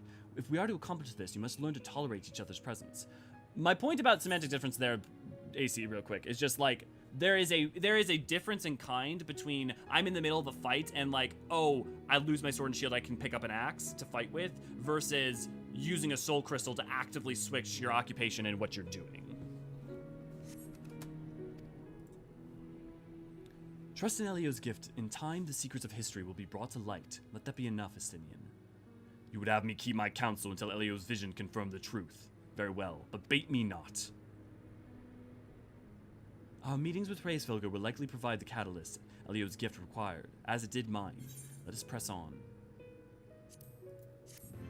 Alfie looks up to you, at your warrior of like someday I'll be as tall as you. Well, if it's been only 1 year, he got as much as 3 years to go. If it's been more than that, though, one day he'll grow. One day. Oop. Give it 4 more years. Well, yeah, it depends on how much time's passed, because that wildly shifts things. Spy you 3 great towers, to the west. Ishgardians know them as Annex Shrine.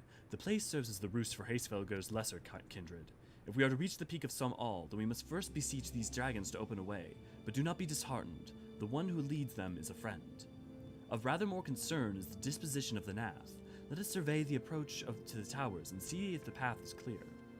I think I would love to see the twins grow up. I would pay to see them. Yeah, I think I want to see it too. I don't know how they'll make it work at this point other than having a time skip.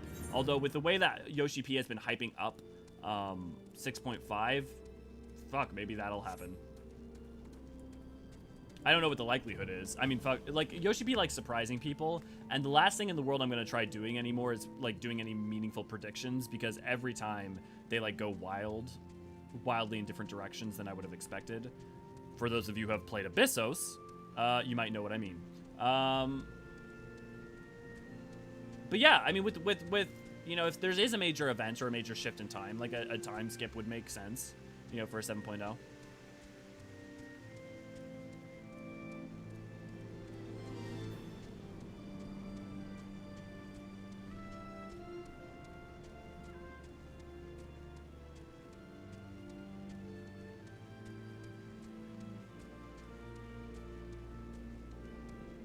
I think it would be fun too, but there's already a certain character in later X packs that becomes suddenly hot. It makes me all conflicted. Not wanting that with the twins, to be honest. I mean, to be fair, if there's a time skip, it's not like they're not adults. Honestly, that might make it less weird for all the people who do like stuff for them on the Twitters. Warrior of Light finally lays down and takes a nap and just sleeps for 5 years. Wakes up and suddenly the twins are 7 feet tall. You guys remember the show Wizards of Waverly Place? I was not slightly too old, but yes, I was aware of it. The magical punishment one can get is getting your hands broken. It's magical because the dragon does it. Should that be a thing in 14? The magical punishment one can get is getting your hands broken. It's magical because a dragon does it. Should that be a thing in 14? Or I don't know, like, why or how you make it a thing. Like the punishment for wizards. Why would dragons be punishing wizards? I would both simultaneously love and hate a time skip. 'Twould seem the enemy of mine enemy is also mine enemy. That's a way of looking at it, Estinian. The Nath are fast becoming a nuisance. They seem to be plaguing our every step. 'Tis as I feared. The road ahead is teeming with Nath soldiers. Marchand did not exaggerate then. These beastmen have grown brazen indeed if they would threaten the dragon so openly. Do they intend to insult the lair itself? I pray they do not. Mighty though my Dravanian friends are, they are yet vulnerable to the Nath's muskets.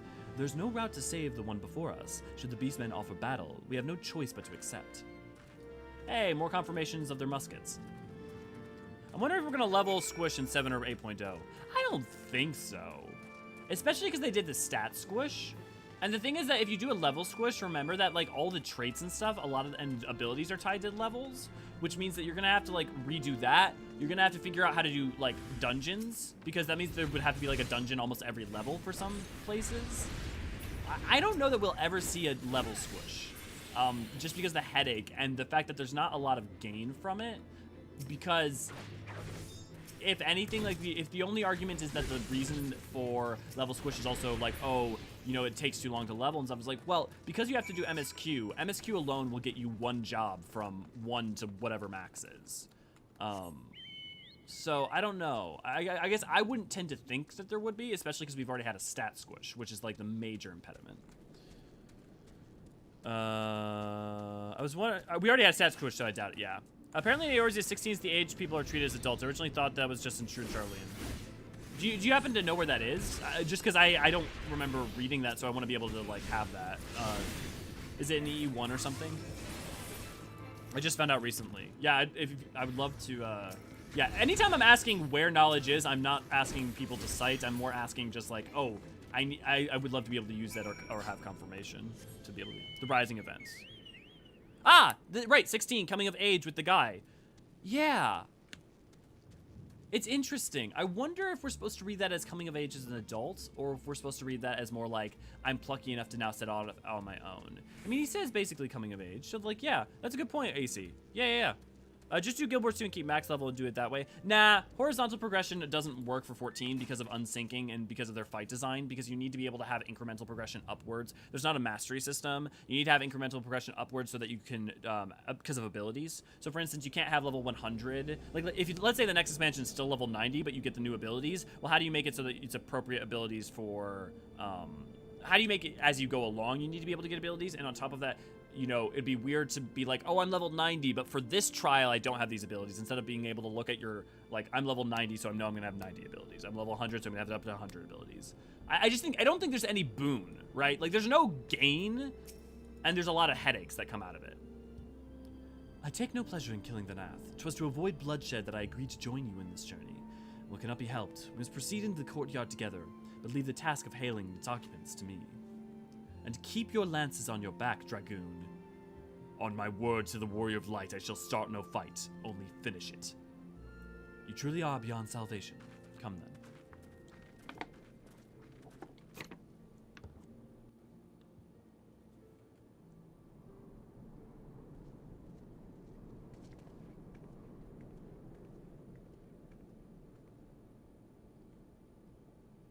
Vidofnir!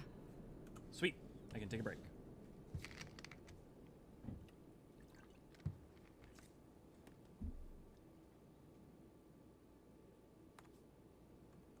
Oh, auto cycle's not on, that's why. Silver, good to see, glad to have you. Oh my god, Demins. But why, AC? Like, "'Tis thee, little one. From above I did mistake thee for a Nath. 'Tis well I chanced to look again, or thou wouldst now be ash." Dear Vidofnir, how I have missed you. Would that I had come sooner, and not out of dire necessity. "Thou art troubled. Speak that I might know thy plight."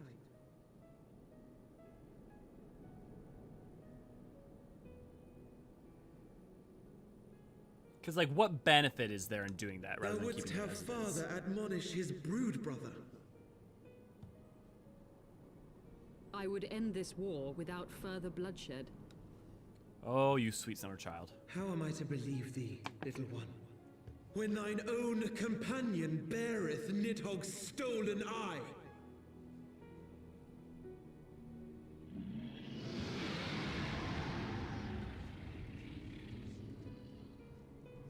Have care, dragon, or I shall gouge out one of yours. Stinian, you've come a long way. You forget yourself, sir. We are here on a mission of peace.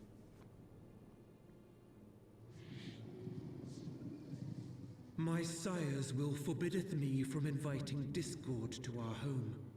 'Tis for this reason and no other that thou still drawest breath, knight. Yeah, you got Moonbreeder, though, too. Vidofnir, please. We must be allowed to convey our intentions to Hraesvelgar in person, with words of our own choosing. Grant us this favor, and open the way to Som Al. Thou hast ever been welcome, little one. But I cannot grant thy wish. I am bound to remain here and protect my kin from the Nath's god. The Nath have summoned a primal.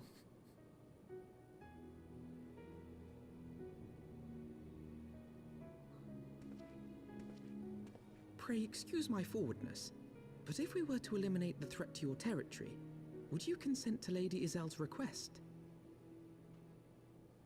Ha! Dost thou imagine thyself equal to the task? To succeed where dragons have failed?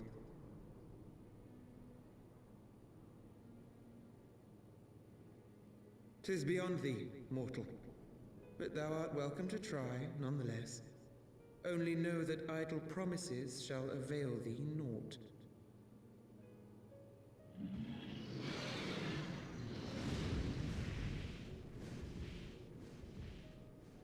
It would seem we have no choice but to make good on Alphino's offer.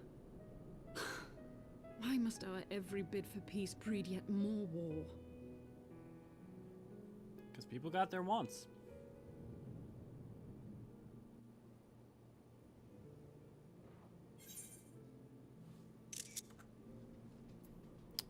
Good job, Asinian. Good job, Asinian. Yeah. Yeah, SWTOR and Guild Wars, I don't know. I don't remember if SWTOR always intended to use a mastery system, but, like, SWTOR's also been a hot mess since its launch, and constantly trying to figure its way out. But, the thing is that 14 has a system to not invalidate earlier content, and the unsynced system allows you to be able to do it easier. So the thing is that a progression of going to, like, 100 to, like, on 100 to 110, there's no reason to shrink the number. The system they have works very, very well. And the only reason to shrink the number is because you want to shrink it down to, like, be... Okay, you shrink it down from, you know, 100 to 50 again. But now you've got the the pacing for the quests are weird. Because that means, like, all of the Realm Reborn... That means that, like, all of... That means, like, every expansion isn't even 10 levels. And so that means, like, at that point, you might as well just get rid of any level requirements for, like, quests. Because everyone's gonna... Like, unless you cut the XP in half, too, but then that feels bad. Like, I don't know. If anyone has a cogent argument for it, I mean, even if it's just Druthers' argument, I mean, I guess if your Druthers' argument is I like smaller numbers, it's not much of an argument, but, like, if there is one, I just can't think of any like, real benefit, and I can think of a lot of negatives. Once more the primal rears its head, and once more the task of slaying it falls to you. Would that I too possess the echo? By the fury must we now defeat a primal that we might treat with a worm. I do not begin to see how you gained the reputation for surmounting the insurmountable. So the Nath have summoned their god, and thus is the mystery of the newfound belligerents laid to rest. Are you not glad, Lady Iceheart? I thought you would applaud them for summoning a primal to further their own ends. After all, you did. I did not reach out to Saint Shiva to further mine own ends. You kinda did. A desire for strength only to forge anew the peace between man and dragon. But what a fool I am to speak peace to you, a bloodthirsty savage who murders without thought or compunction. Enough! Enough! I say, if the Nath have truly brought forth their deity from the Aether, we must face it together, or watch our hopes fall apart. All now rests upon the Primal's defeat.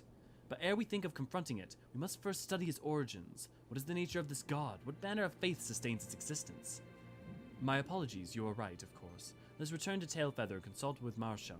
He knows more of the Nath and their culture than most. So, yeah, I've always wondered at why there's so many silver hair. Like, obviously, Alfino and Alice is easy, like the twins, you know, and then you can also argue that that's part of the reason for that is because of Louis Soir. Sid had white hair in 1.0.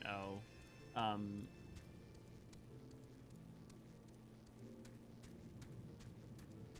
mean, Nail does. God. Oh, I need to attune to Anix. Yeah, I don't know what it is. It may be designer opinion. It may be all sorts of things. I do like the Nath designs. I love the Nath. Little Scuttle Boys. I forget. Can Verdofnir, her brother, also speak Immortal Tongue? They can speak Immortal Tongue. They just choose not to. Or, oh, Verdofnir. I don't know if Verdofnir can. I know that the other, I know that the, First Brood are capable, they just choose not to. Unless you're, except for Vritra.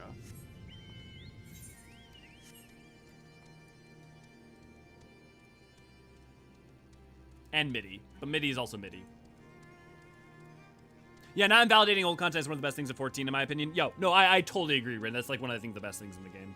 That I think it's one of the things that 14 has done exceptionally well that I don't think any other MMO has particularly done well. I think Guild Wars 2 is okay. Is okay at it. WoW's particularly bad, even with Chromie time. Is particularly bad at invalidating old content. Large swaths of the game you just can't even play. Yeah.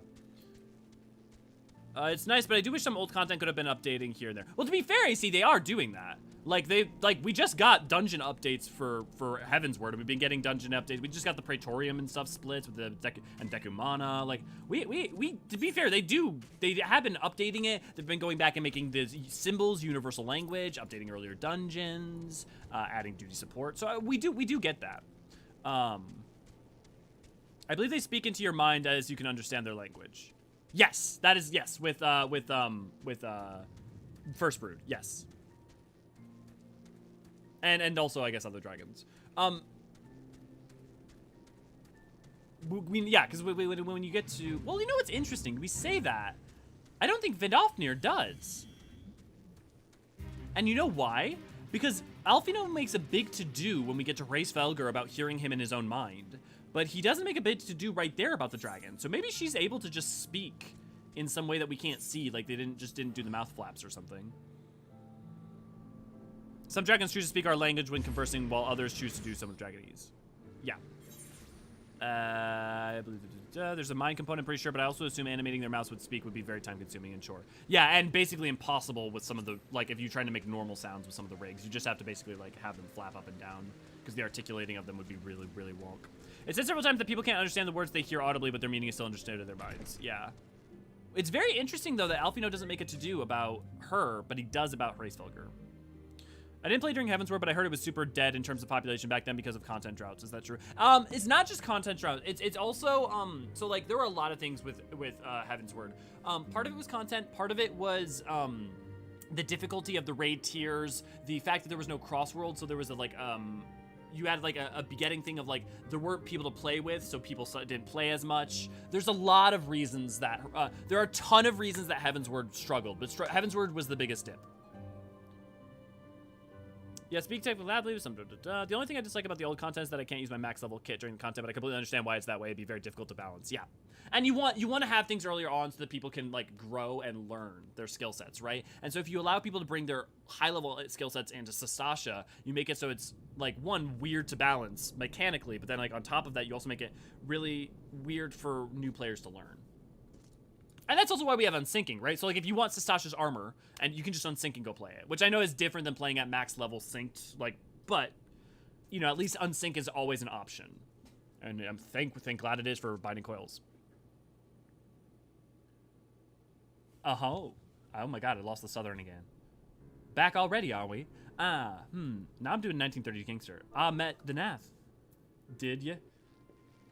And what was he like? Summon a primal, you say? 7 hells. Well, I don't know how bugger all about Nath religion, if I'm honest. Beyond the training habits, they ain't never seen much more like point in asking.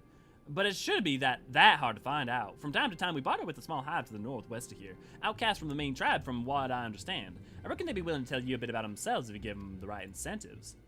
That sounds promising. What exactly would the Nath be considered to be the right incentive? Oh, nothing. Your average hunter could scrounge up in a day or two, but seeing as you're in a hurry, you might want to divide the chores amongst yourselves. You'll want a good-sized jar of land-trap nectar, basket of calam tree fruit, and, always, a Nath favorite, a generous portion of young Nanka flesh. I shall gather the fruit. Leaping the tower branches of these forest giants should present little challenge to me. Then I shall collect the nectar with Master Alfino's arcane assistance. And that leaves you bring home the meat. You'll need to carve it from smaller Nankas that live in the rivers. 3 big husks should be enough, I reckon. Once you get to everything together, you'll need to set it down in what we call trading post. Here, I'll mark the spot on your map for you. You've been most kind, Master Marchand. Well then, let us attend to our respective tasks and reconvene at the trading post. I need hardly add that the last one there is a rotten Nanka egg.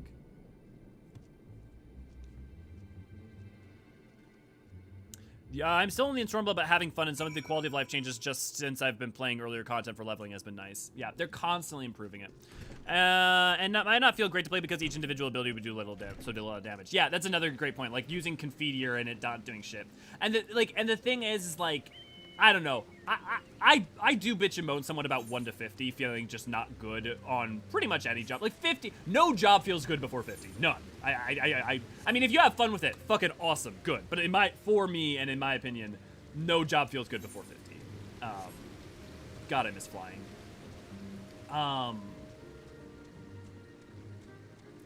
If this was the little bridge thing you were talking about going under, now I understand what you mean. I had forgotten that I'd go under it so often because I'm so used to flying. But I guess for me, especially just seeing how important it is for having onboards for new players, I'm just like, I'm fine with it. I don't mind. And also at this point, if like I do leveling roulette and you're like high level, the likelihood that you're gonna get a low roulette, like the likelihood that you'll get something below 50 isn't high. Like it happens, but it's not super high. And you can also like always just not do leveling roulette. You can do trials. You can do all sorts of other stuff too. If like you just really don't enjoy it, and there's tons of ways to level. So I'm just of the mind that it's much better for the long-term health of the game. Though I do think there are a lot they could do to improve it, and I hope that they will continue to.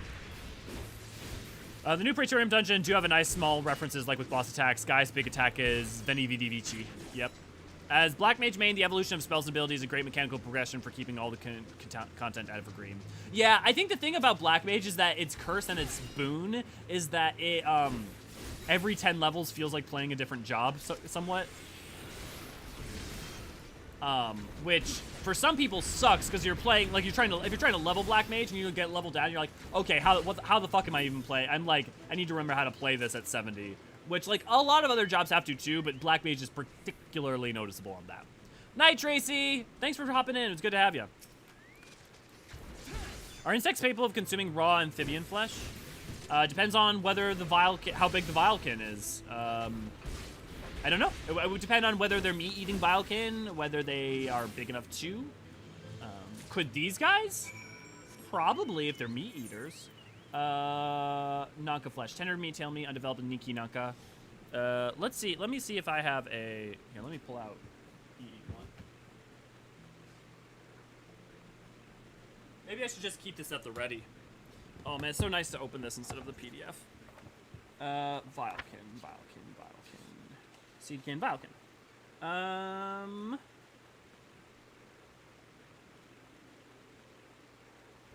Damn it, they don't have anything about the Nanka. I mean, I'm gonna check real quick if they are Vilekin, but like, I mean, maybe they're not. Maybe they're Wavekin.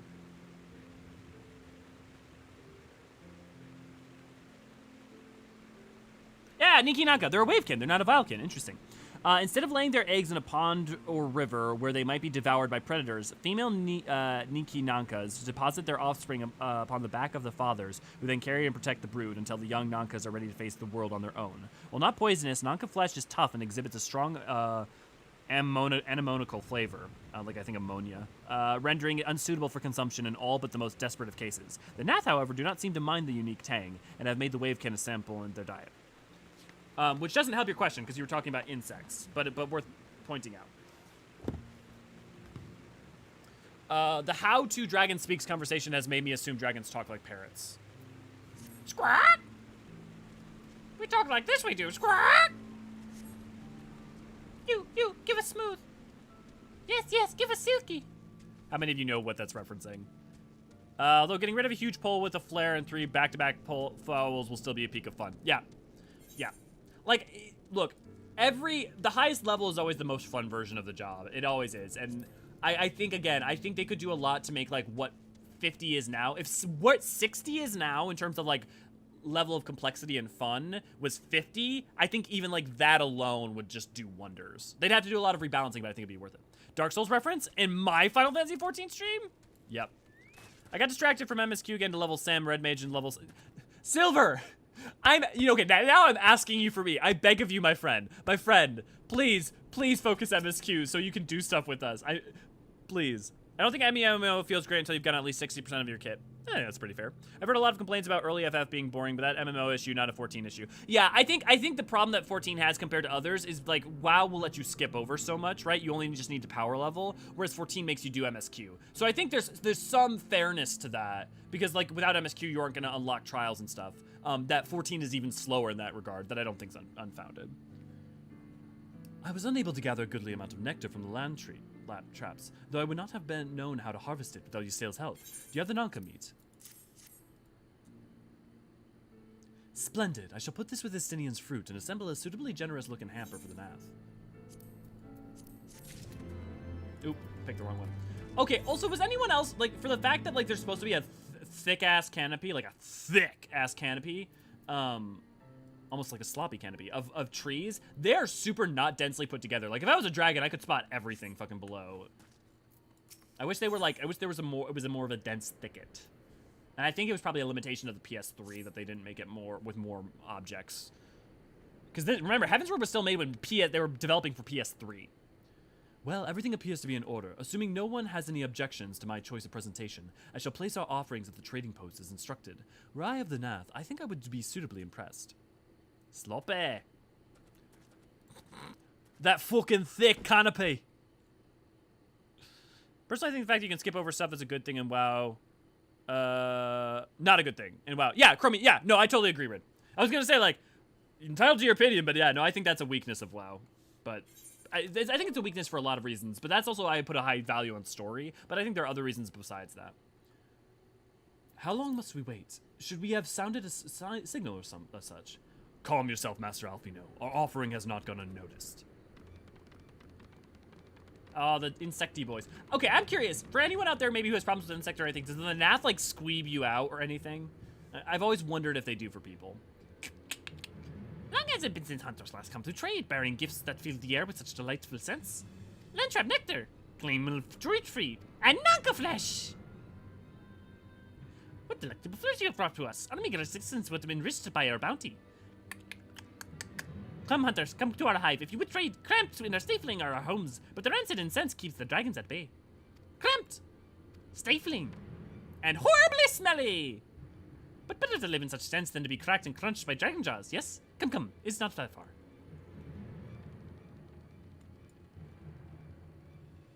Bear, seek less. Yes, emerald hair, no question. Look, don't get me wrong, I love the doll. But, like, in terms of, like, waifu material, emerald hair, best waifu. Have a spring-loaded arm holster for your EE canopies. Yep, that's definitely how I'm gonna do it. Agreed, canopy felt cheated, yeah. Thick. I put a ton of value into story, too, yeah. I mean, like, the thing is, I think if you set story aside, I think there are still a lot of negatives about how WoW handles it. I think Guild Wars 2 has a problem that's mostly story-related more than content, like mechanical content, which is you still can't play Season 1, unless I'm wrong and they finally added it, but last time I checked, which was not that long ago, still can't play Season 1, and, like, I know they have the short story thing that, like, fills you in on what happened, and I understand the difficulties with re-implementing Season 1, but, like, Guild Wars 2's, it's not as bad as WoW, but, like, there are still it's still not like as organic as with 14. The presence has been announced, storyteller. You must speak to our chosen leader in words, for we are Vath. We are the non-mind.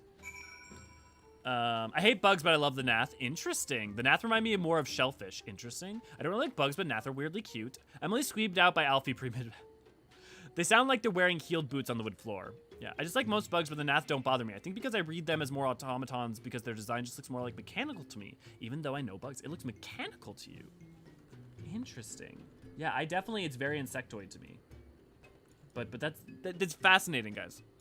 I will play a game with relatively boring gameplay if its story is amazing. Yeah, I tend to do the same.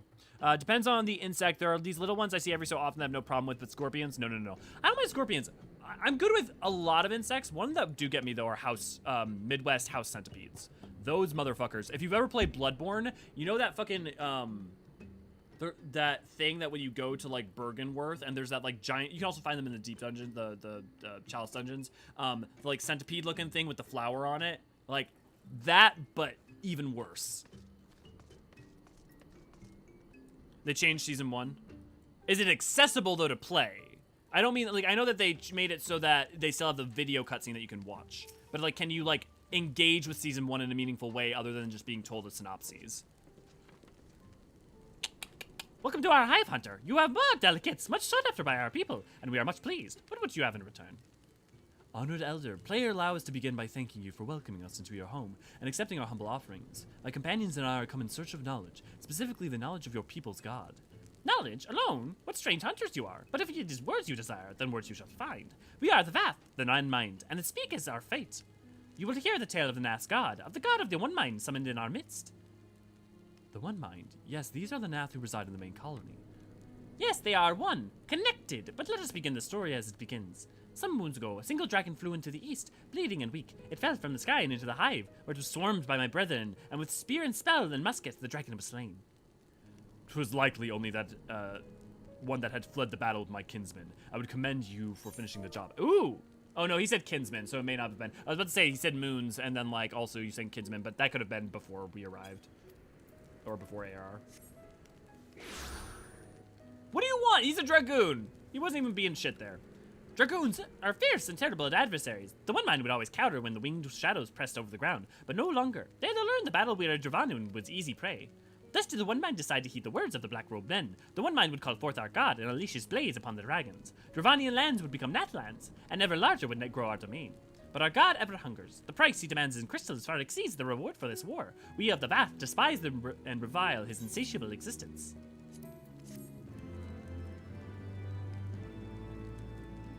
I can get with that. Jubilant. I can get down with that. I can super get down with that.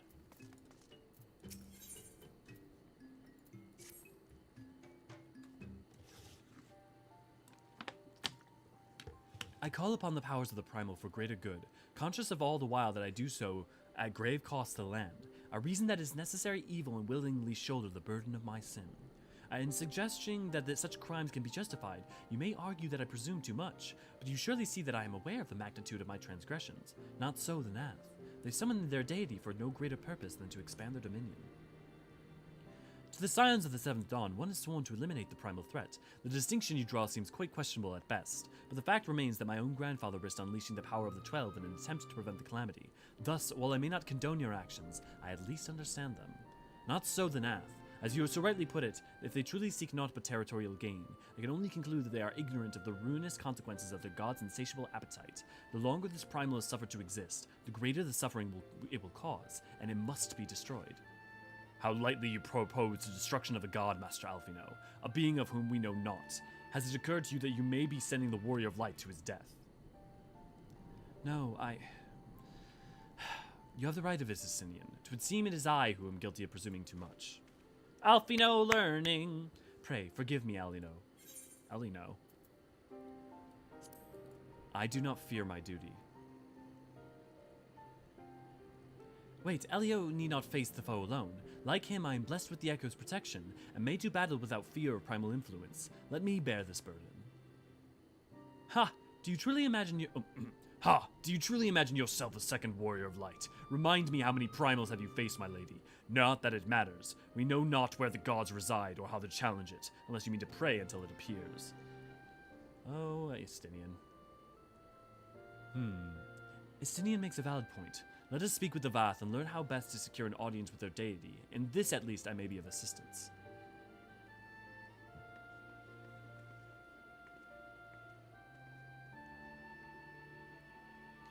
The young lord certainly appears eager to prove his worth. I grew up using Roly-Poly and Pilgbug. I've used both of those interchangeably.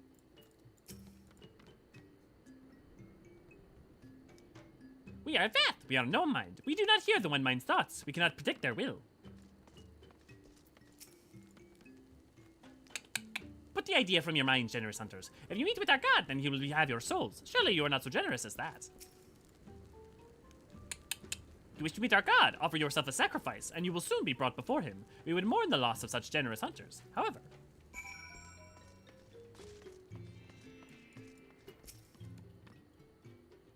you're generous hunters, yes? Many gifts you have brought, but not enough for all Vath to enjoy. Maybe you could bring us just one more.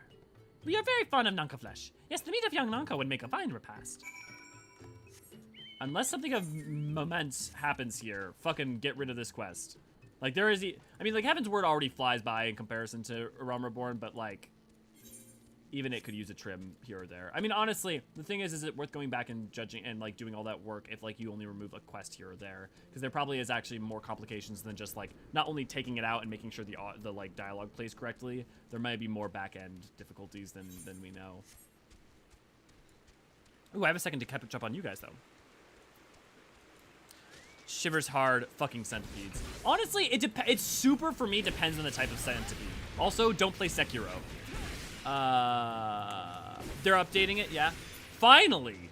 Okay, it seems like they're really with, Dragon's End, or what is it, End of Dragons, that they're actually trying to finally fix a lot of they're, like, on the path that Guild Wars 2 is on a really good path, and I'm super excited for them and happy for them.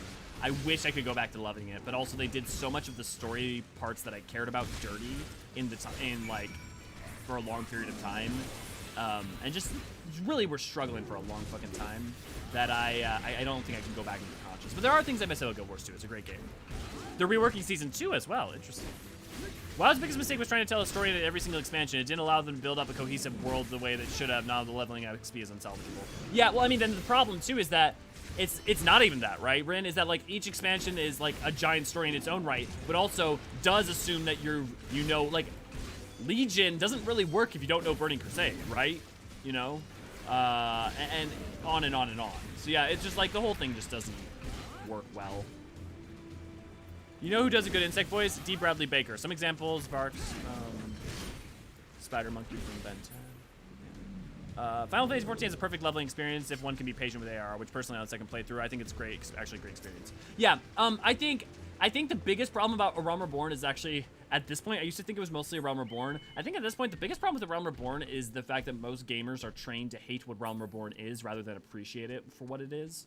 Like, A Realm Reborn is still slow, don't get me wrong. If you're coming from other MMOs, the combat is slow. It's all fair. But it's not that long. And it is actually a really good story that goes... It's good enough story that goes somewhere. Like, I still would say it's aggressively fine. But not having the patience or assuming that endgame is the only point, or, you know, like, you can't in some ways fault people. Like, that's literally what all video games, like, most video games have been training them to feel and think. So it's like, they can't get out of the mindset. We Vath do not enjoy our Nanka flesh. Have you been out hunting yet? Another gift for the Vath. So unexpected. Yes, you will have more of your words, strange hunter. Hunger for now. Listen now. The senses of one mind are enmeshed by overmind. What one sees, all sees. What one feels, all feels. Alert a single Nath, and the whole hive is alerted. To reach our god undetected is all but impossible. Fun fact, centipedes smell like spearmint. I'm good never smelling a centipede. I used to hate centipedes, but I think my little brother has a fixation with insects and arachnids. I've been forced to tamp down that fear because of frequency of proximity. Well, I mean, hey, at least something good came of it. Roly-polies. I still call them roly-polies, yeah. When I was growing up, I used to call them roly-polies. Crustaceans are just ocean bugs. That's true. That's very true. Although most of them don't bother me as much, even the ones that bother me. Like, even looking at the underside of a helmet crab. But I also fucking love Kabuto, so. The Vath are wont to allude to certain concepts without explanation, but I believe I am beginning to grasp a few fundamentals. From what I understand, the king-like overmind sits at the center of the Nath society, and its presence somehow allows its subject to communicate without need of word or gesture. These Nath, the ones who inhabit the larger hive, are known as the One Mind, and it is by their combined will that the primal was summoned. Those who reside in the smaller hive, however, are the Vath, or the non-mind, who for reasons that yet escape me, seem to have been excluded from the telepathic bond which connects their Nath counterpart. Thus are the Vath ignorant of the One Mind's thoughts and intentions. And of the nature of their own god. In summary, we have wasted our time. Not so. Perilous though it may be, the Vath did furnish us with one certain method of approaching the primal, as sacrifices. Should we allow ourselves to be captured in the environs of the colony, the Nath will bring us before their deity to make offerings of our soul.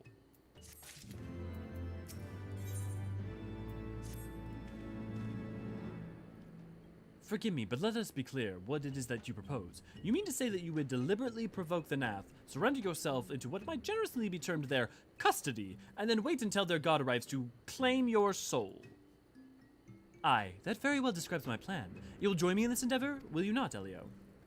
Adventure time, baby. Judging by the great risk you took to prevent the summoning of Saint Shiva, you are not a man to err on the side of caution. Fair enough. Would that I could fight at your side, warrior of light, but the power of the dragon is no protection against primal influence. Forgive me, but I must remain here with Master Alfino. Then it is settled, Elio. You and I shall challenge the guards at the entrance to the colony. Once the hive is roused, we shall feign a brave show of resistance, and then allow them to take us prisoner.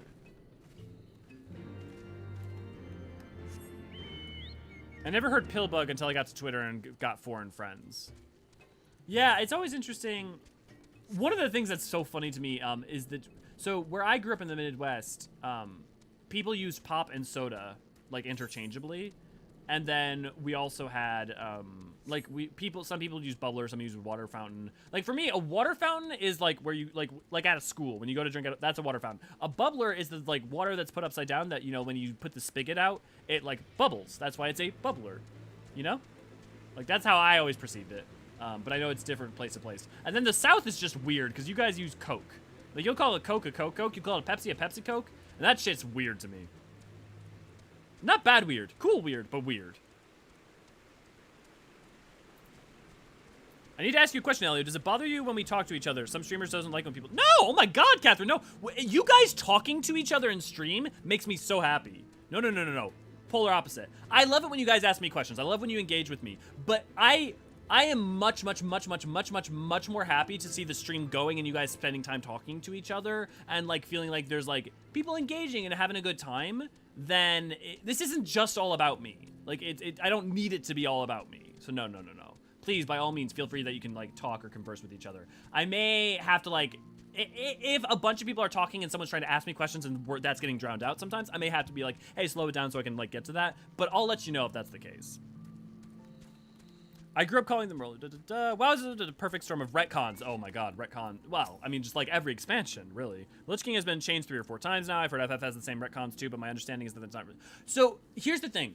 WoW retcons. 14, 80 to 90% of the time recontextualizes, and that's very different. So like for instance, the Lich King actively gets like defined as like his the reasons for his actions, his powers, all sorts of things just get like fully like changed. Like not just like, oh, you learn, like some of the stuff with the jailer is some of it you can argue is recontextualization. It's like, oh, we didn't know that there was actually this thing behind it. But some of it is just straight retroactive continuity. With 14, what happens is that you're clearly shown you don't have all the pieces for this puzzle, and you have a limited scope of understanding, and it's emphasized to you have a limited scope of understanding, both in-game and through, like, extra materials. And then what happens is that as time goes on, that's contextualized further. Like, what Hydaelyn is... The nature of Hydaelyn is a contextualization more than a retcon, right? Or you know, stuff like that. The nature of the Echo is recontextualization and further growth and understanding, rather than them being like, oh, the Echo actually does this. It's much more like, we don't understand this thing, and a bunch of people are studying it, and we don't really understand what it does. We think it does this, and this is our understanding, but we don't really, but no one fully understands this thing. And so as you come to understand it, even though it changes some of what you thought before, it's not because what you thought before is being retconned. It's because it's actually at last being contextualized. Let me catch up with this before we go, because we're gonna go into... Oh, speaking of, if anybody wants to join me for the trial, Crystal Curl. We are on Crystal Curl. If you'd like to join me for the trial, we are on Crystal Curl. If you could meet me over in the NAF zone. In fact, if you want to come meet me now while I catch up on chat. Hermit crabs are adorable enough to fight anyone who says otherwise. Every soft drink down here is just called Coke. Yeah, it's that's so weird to me. Again, cool, weird, but weird. No, we use soda down here. Yeah, so like I'm in the Midwest, and some people use pop, some people use soda. Where I grew up, in the city I grew up with, maybe it was because it was just like you had a bunch of people from different backgrounds. At least where I went to school and stuff. Although prevailingly white. Well, I get white and Asian, but not yeah. Anyway, that's another point. Yeah, soda, like, I use the term soda and pop, like, can you get me a pop, can you get me a soda, can you get me a drink, you know, but, like, the fact, hearing this called a Coke, wild. What kind of Coke do you want? A Pepsi. Yep, my grandmother calls all soda Dr. Pepper. I call Coke Life and everything else soda. Sody? Your grandmother must have been a figure, Aaron. North Texas, every soft drink is Coke. Actually, question: Demins or anyone else in Texas is that like only parts of Texas? Because I know I've been told it's Texas, and I've heard it from Texans. But is there like parts of Texas where it's not the case? Florida too. In the UK, we call them fizzy drinks. Yeah, because you're all a bunch of wankers. I was taught soda pop, and I live in the South. Soda pop is also a rare one. There's a great like breakdown of broadly where it is. I lived and gone to school in multiple states, so I don't even know what my dialect would really count as on my super specific level. Yeah, I definitely grew up in the Coke land. Oh, that sounds really bad, but mostly call it soda. Never heard pop until later in life. Interesting. I had never heard the Coke until I met a Texan when I was a teenager, and he said that, and I'm like, well, no, it's a Pepsi. He's like, yeah, can you hand me the Coke? Like it was a comedy of errors the way it played out. Dr. Pepper has a contract with both Pepsi and Coke to bottle their soda. That's not surprising. Calling everything Coke is fairly uncommon. Pretty sure it's confined mostly to the DFW area. Okay. Dr. Pepper is an intellectual mana potion to the chosen ones. That's true. I only have Coke because my partner bought me 2 Dr. Peppers and a Coke, and I ran out of the Dr. Peppers. I do actually have a Dr. Pepper over there. Intrudas, your lives are forfeit. I want to do something slightly different for the NAF. I don't think I'm going to do that. Oh, that was accidental.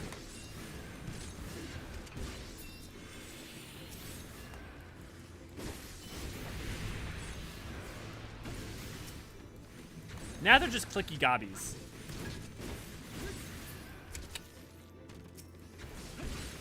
Oh, guys, I'm so excited to go to Idleshire. We're gonna have to do all the side quests in Idleshire just because I want to do gobby voices all day. I'm so fucking excited to do gobby voice for an entire fucking stream. Cannot tell you. Gobby indeed, Silver Kogaku. Gobby's indeed. Gobby's right. Oh, where's Jellybean with the go? Literally, where's Jellybean with the... And then Jellybean comes in with the fucking... Oh, the perfect timing on that.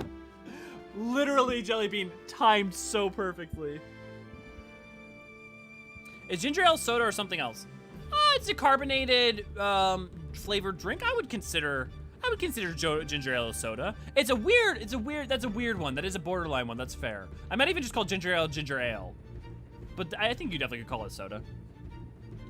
The Overmind must not by now be aware of our intrusion. Let us press into the hive and ensure that we have our host's undivided attention. Anyone know what song this is? Is this a battle theme for... I don't think I've ever heard this. Well, I mean, I've obviously heard it before, but I'm so used to listening to the songs for editing and stuff. Where is it? It's not the daytime theme for the map. That was very interesting.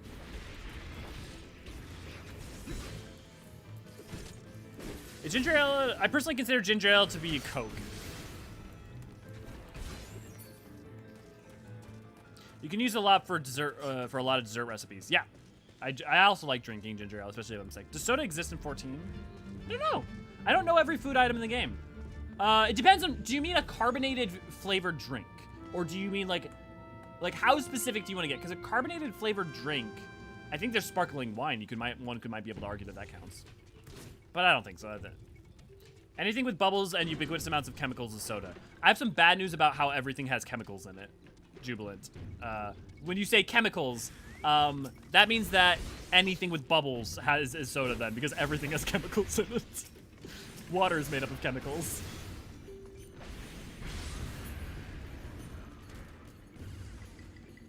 The song is Painted Desert in the daytime track for Fourlands. Oh, it is just the daylight time. Was that like a specific part of it? I don't know why. Maybe I'm just not listening to the Fourlands that often. Weird.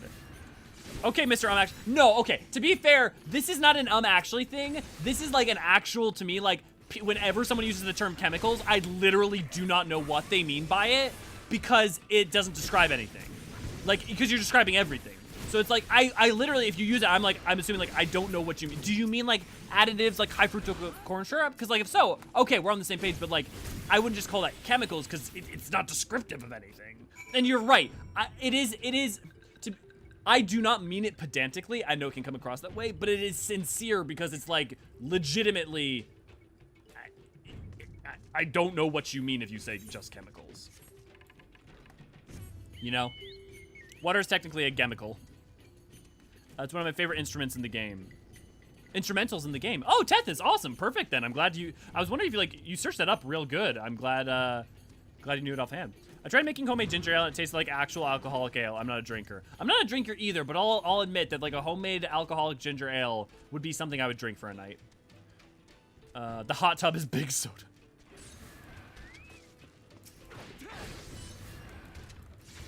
There's also sparkling water too, so just because the bubble doesn't make it soda make. Yeah.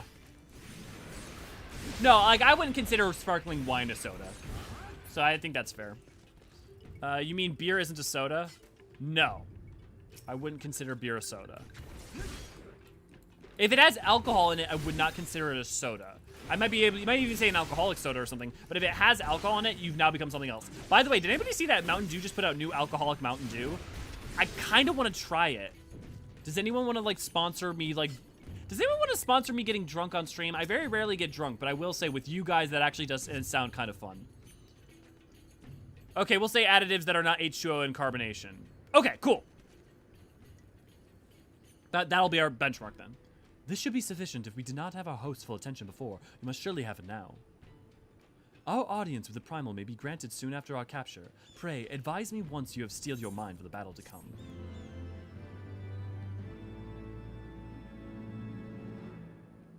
Okay, I'm gonna hang out here for a second because I know there's gonna be the cutscene and stuff, and I'm probably gonna be inside the NAF compound. So if people want to come, I would love to have you guys. If anyone wants to join me for trial, it's gonna be Thok. We're on Crystal Curl. Please come join me.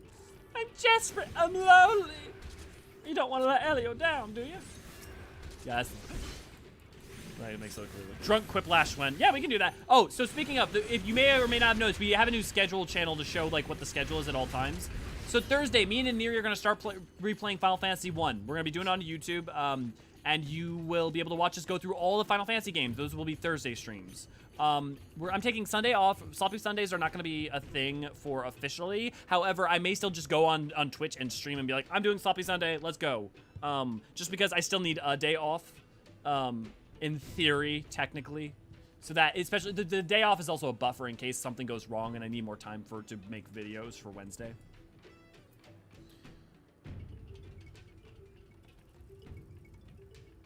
Soda as in carbonated non-alcoholic drink. I knew considering the level of technology in 14, I'd settle for even low carbonation. Well, let's take a second. Let's take a second here. Let's look at Garland tools while we wait for people. Let's see if we can find something that's soda-like.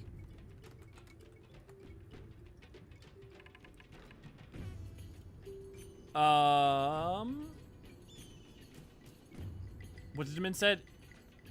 Can be if you want it to be. The one additive needs to be either sugar or fake sugar, like corn syrup, or fake sugar, like 0-calorie substitute. Okay, I'm in for this definition. Definitely in for this definition. Isn't that technically a hard soda if it's alcohol? Yeah, hard soda. That would be the best term. Good one, easy.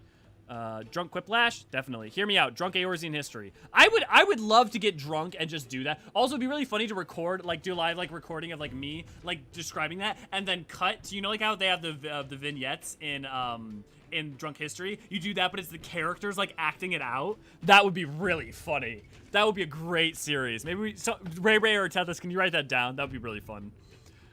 I'm sure we can get much more pedantic. Yeah, we definitely could. Well, I don't think it's pedantic to be like to couch your terms. I think it's pedantic to couch your terms if you're doing it not for any purpose, right? If you're like, well, no, I mean, in order to be a soda, it must be this, and that. That's for no purpose. But we're talking about that so that we have like okay, what is our you know, setting our terms, You know, so both we can communicate and search for a thing. So let's try just by searching soda. Nope. No, wine wouldn't be. Category food.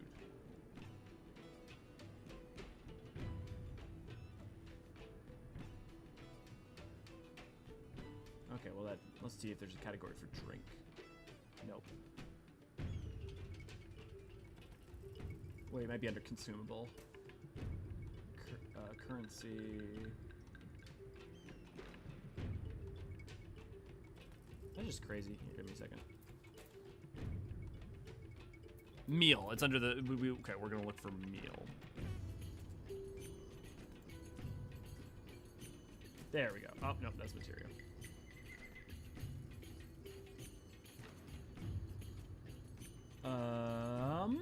Okay. Lassi. Lassi's not gonna be drink. Apple juice, no. Reminder, we are on Crystal Curl, and I'm in the Dravanian hinterlands. Black drop.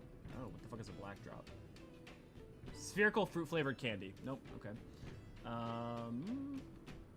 Blood tomato juice. Buckwheat tea, nope. Chamomile tea, nope. Crimson cider. Officially beverage of both the Alamegan Resistance and the Doman Liberation Front, or so cider brewers would have you believe. Yeah, no. Doman tea, nope.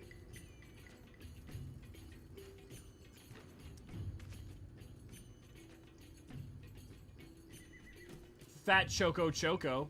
The name of the popular sweet is short for either Fat Chocobo Chocolate or Fat Chocolate Chocobo. No one quite remembers which.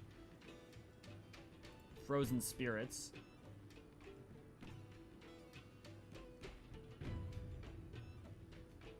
Golden pineapple juice, grape juice.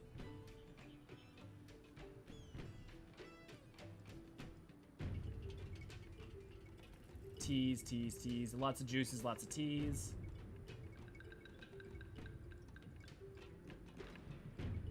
Lemonade. It was carbonated. I guess this sparkling lemonade I wouldn't call soda. Loquat juice. Thick orange juice, freshly squeezed. Nope. Melon juice. Okay, we're through the M's. What's Moors? A traditional beverage brewed from extract of fermented lingonberries. Nope. Mulled tea, orange juice. Peach juice, pineapple juice, Popoto salad, pumpkin pottage, I'll never have to look at you again, purple carrot juice, a hearty and healthful beverage prepared from a pulp of nope, still just tea, juice.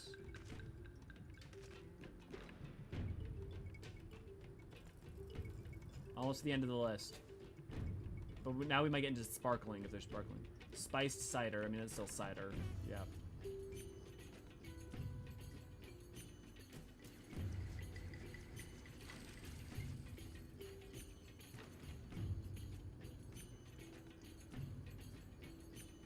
Triple cream coffee.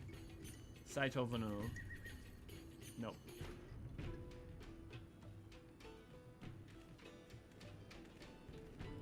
Nope. Does not seem like there's anything, anything remotely related to, what's it called? Soda. Not that I can find anyways. Maybe there's something I missed, but it does not seem to be the case. Okay. I'm gonna catch up on you guys and then we'll get going with whoever we got. The soda is a syrup that is diluted with carbonated water. Yes, but what constitutes that syrup, right? Because original sodas, you know, I mean, not original sodas, because like fountain drinks were same. Not fountain, like soda jerks and stuff. Oh, well, I mean, like the original Dr. Pepper wasn't so much a syrup as it was like a mishmash. I can't imagine how hard on the throat it is for singing the Ravana theme. Actually, it probably, oh, actually, if I knew what are,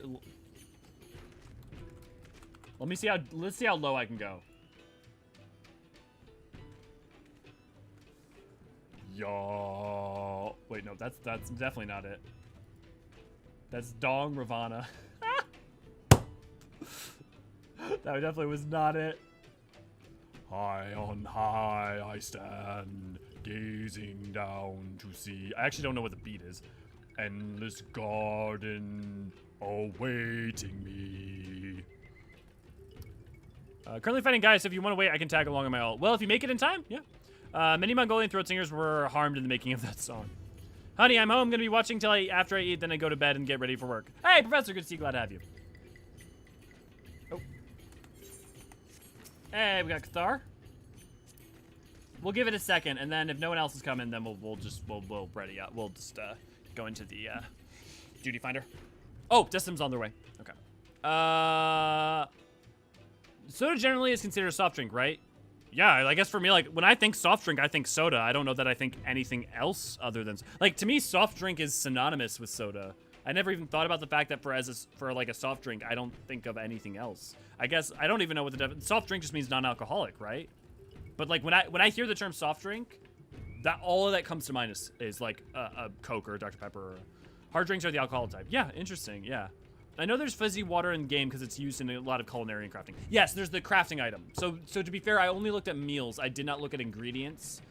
Though I would wonder what soda as an ingredient would be. But there's also yeah, there's definitely, I know you can get like a bubbly water and mineral water. I've had someone hand me a Coke in a club in 14. Interesting. So what? Maybe it's not a meal. Maybe it's something else. If anyone else wants to look for it, let me know. Why do magic user in 14 need alcoholic drinks? To get the juices flowing, to get the vibe, to be feeling the vibe. Send friend request.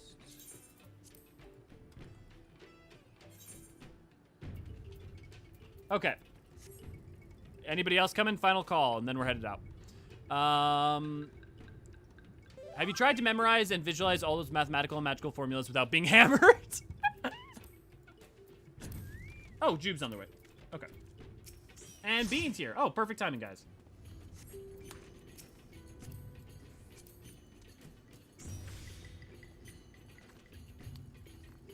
On my way. Don't drink, sir. No. On my way as well. I was a genius and hit world travel instead of data center travel. Oh, Silver, you're on your way too? Okay. Or wait, no. Silver, are you... Coke as in mining Coke. Oh. Oh, right, of course. Just put some maple syrup and some mineral water and you have maple soda. It won't taste good. Is it because alcohol stimulates the flow of your blood? Yes, alcohol quickens the aether. Alcohol is just so astral. Sorry,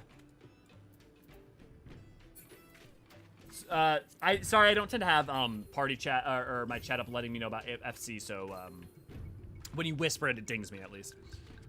I didn't say it would be good soda. Okay. Silver, are you Cathar? I forget who Cathar is. My apologies for not remembering everyone's name.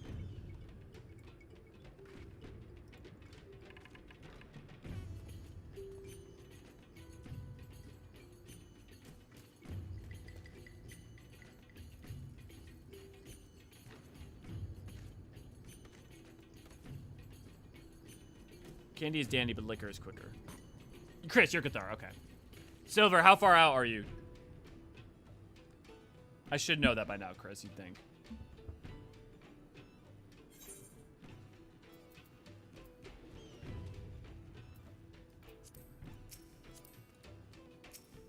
I was about to invite that guy, but I don't think he's with us.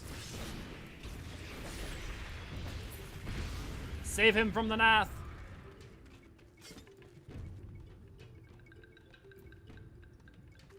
Silver, can I get an ETA or we're gonna head out?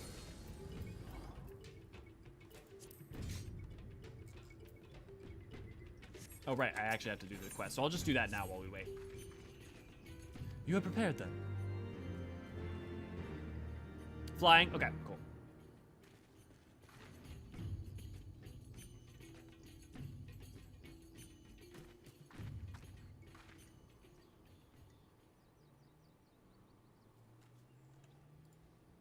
Hold here, Elio. When next the Nath come, we offer no resistance. Why is this not voiced?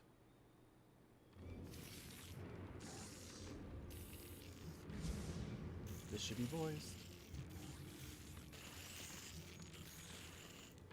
Surrender, intruders! There is no escape!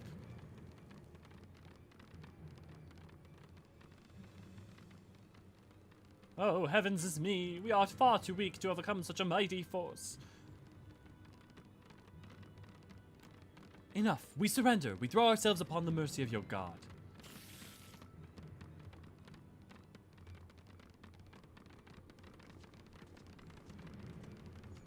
What was the conversation we were having about Nath muskets a while ago?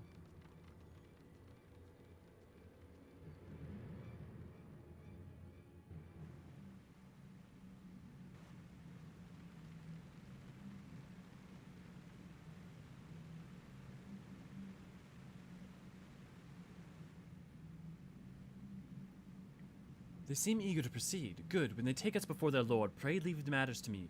If what I know of summoning rituals holds true, I shall be placed to act. Mark the sound of the river rushing through the ravine behind us. Passing loud, is it not? I imagine the noise would serve to mask our escape should we need to withdraw temporarily. But if you are prepared, are you not? I do hope so. If we were to be dragged away for a sacrifice while you were haggling over the price of potions, I should not be amused. I think it was about Eorzean 1.0 had a similar set. Yes! Yeah, that's what it was, right? Or was it like Arcanists or something? Or was it just Eorzean? I can't remember what it was specific.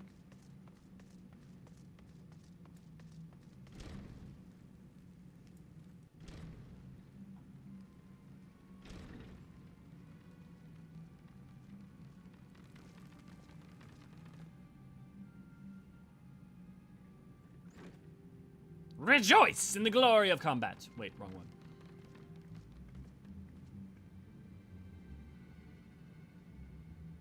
Now we have but to wait. There we go. Now we go.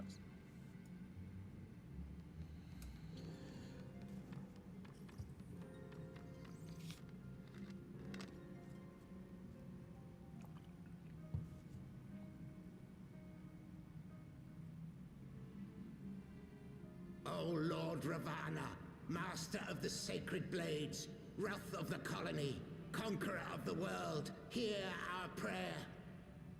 Pray grant unto your devoted children the gift of your divine presence.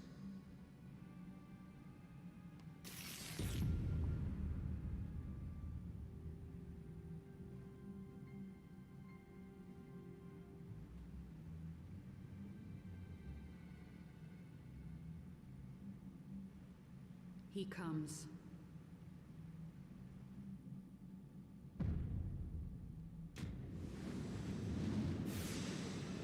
I bet he does. Okay, how should we just, he comes. Tethys, is that what your husband says to you each night? He comes. That's what she said. I mean, I guess I should just go with the classic.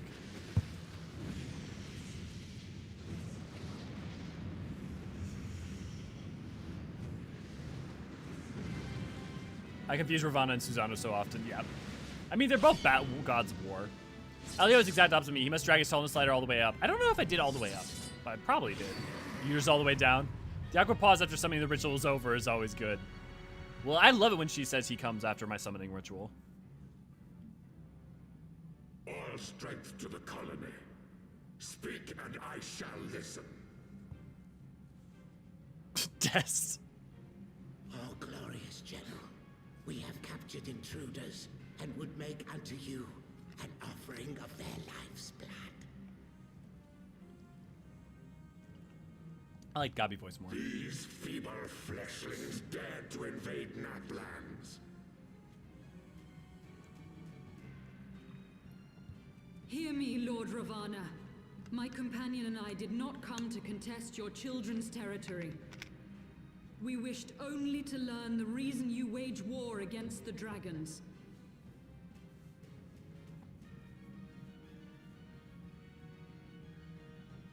Thou wouldst flirt with death merely to satisfy thy curiosity.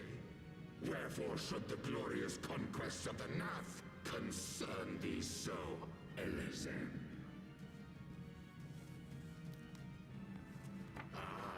Mayhap thine own kind struggle against the worms fareth poorly, and thou art desirous of a pact.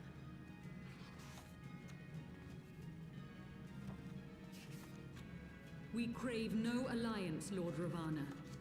Only peace. We would bring an end to our war with the dragons. Yet so long as they remain embroiled in this conflict with your children, our goal shall remain out of reach. Never before have the Nath risen up in such numbers, and never yet with you at their head. Why do you lead them to war? Thy question hath no meaning. To live is but to fight. Taking Hydaelyn's words a little far there.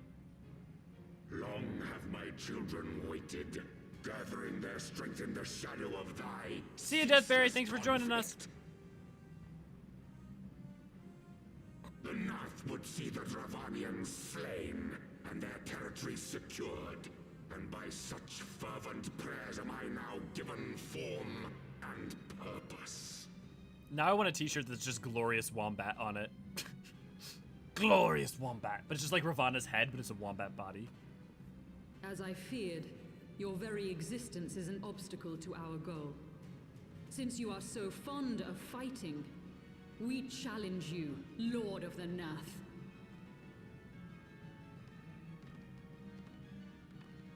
And should we emerge the victors, I would have you swear to withdraw your soldiers from Dravanian soil. I see it. The face on his chest. Thou art bold indeed to risk thy fleshy hide so readily. Very well. I, Ravana, fourfold master of the blade, do accept thy challenge. But should I... Hey, Warrior Light, eyes down here. I would have thee swear to serve in mine army till thy last breath is spent. Do you accept?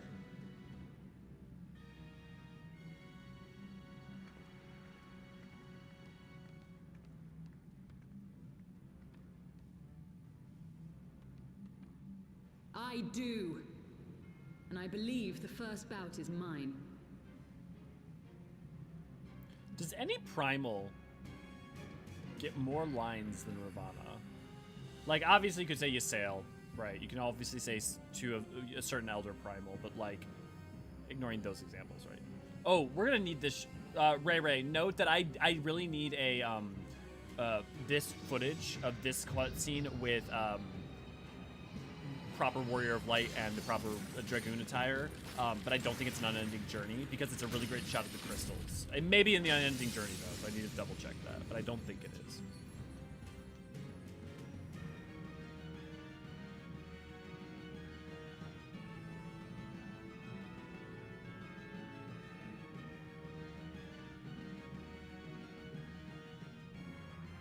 Yes, because as an Elzen, the last thing she needed was to be taller. A god clad in flesh?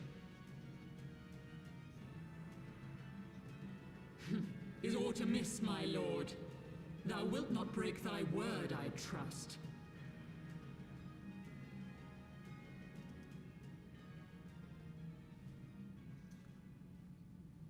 Okay, what's the over-under that you lose body parts if you try to sleep with her? Steel, little goddess. Thy ruse will but add to mine enjoyment. Sorry, Ray.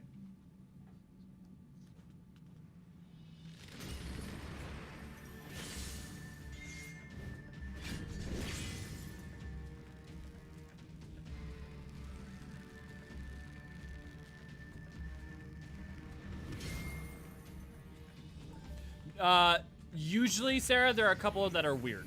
I can tell you for sure there are a couple that are weird, that are not. Hopefully, I just need to recheck and this one is.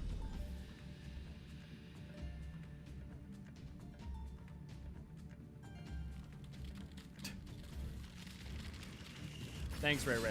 I think you lose one specific body part depending on the physical makeup of your pelvis flesh. My right thigh?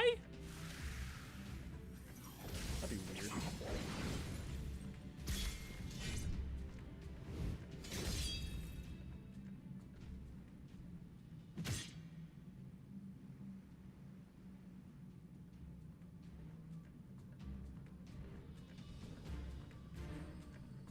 did that not kill her?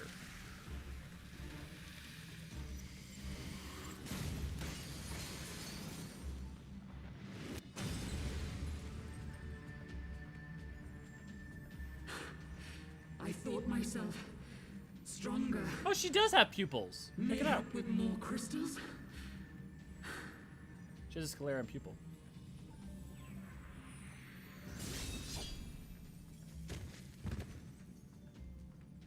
Yeah, she's a primal. She got stuck through. Be thou god or maid, thou art nothing to me. And what of thee, mortal? Art thou warrior or craven? Something's all up in them go. Wah, wah, wah.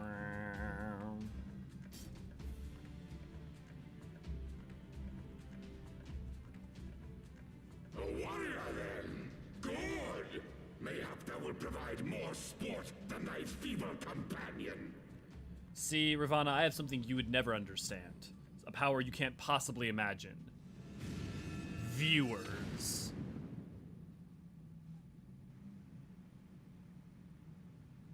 Sorry, Kokaku. Hope call goes good. I may not be a god, but I have a pointy stick.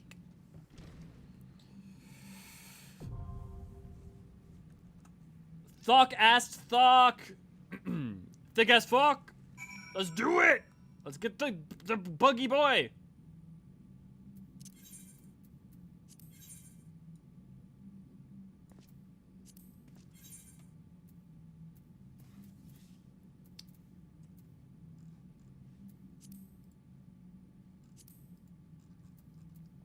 Put that away.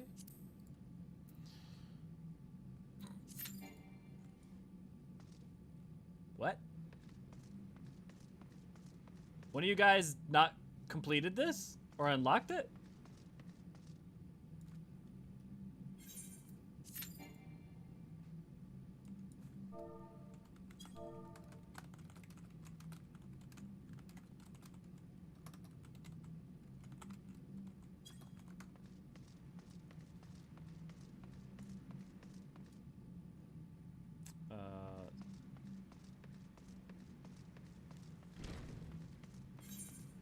Luckily we can go back out to the sacrifice chamber.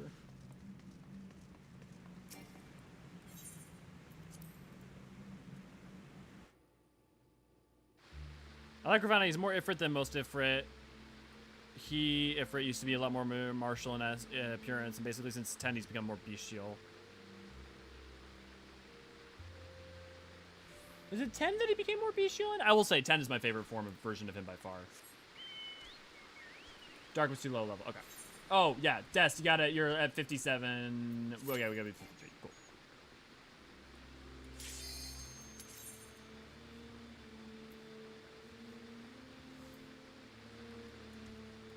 At least now I know where the chamber entrance is. I never knew it was over here. That'll be useful in the future. I'm not a tank. I don't have to worry about shit. Ah, DPS privileges. I don't have to worry about giving fucking shit.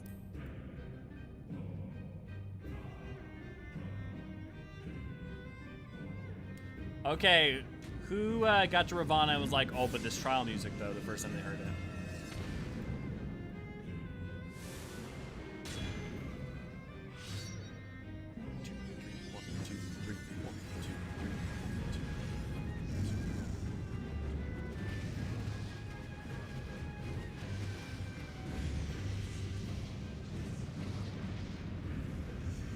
It is fascinating that something about battle and waltzes go well together. First time, I think you mean every time. Like, don't get me wrong, I like it. I still love it. But nowhere near as hype of some of the things that come later. Happy Elio, he can stand there and twirl his lance like a baton, just look pretty. Yeah. Yeah, I'm definitely gonna do that. Oh my god.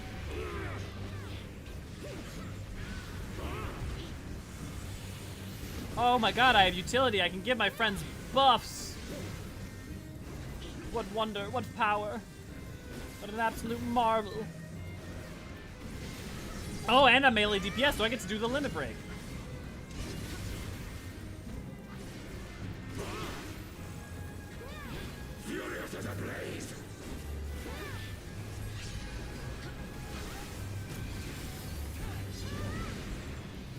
I'd like to point out, for those of you who have played Endwalker, think about what Trial 1 is for Endwalker compared to Trial 1 here.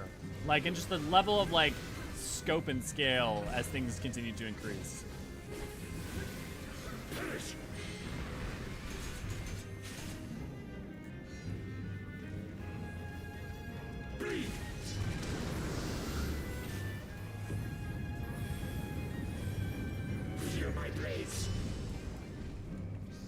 Me too.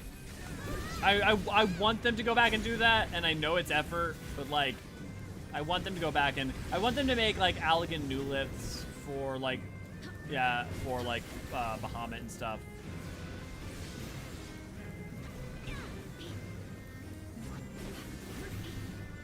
I am invincible.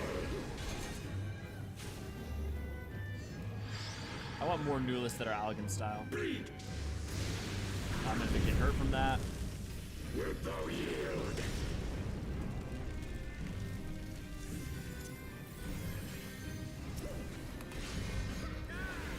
Take wind, ye souls of war!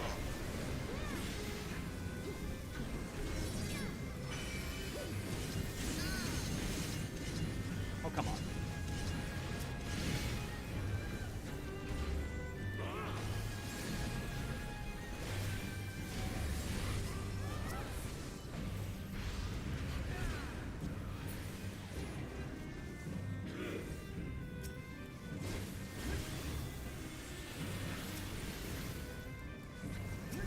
Red Moon.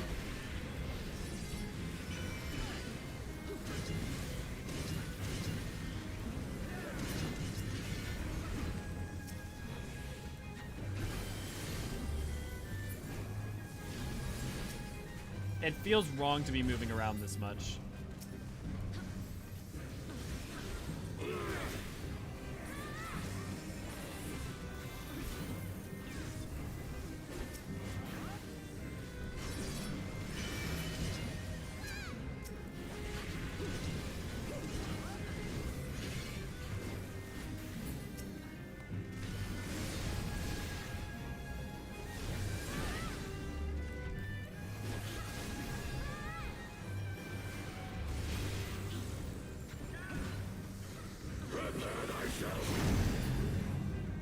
Rejoice in the Glory of combat!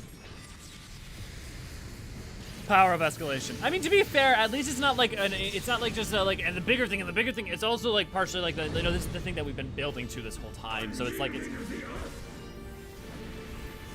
like I think the next thing we fight is not going to be near as large in scope as.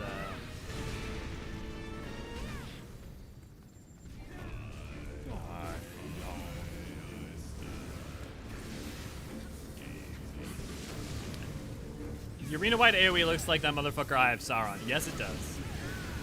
Ravana new list would look interesting. We need more new lists. If there's one thing we fucking need more of, it's more new lists.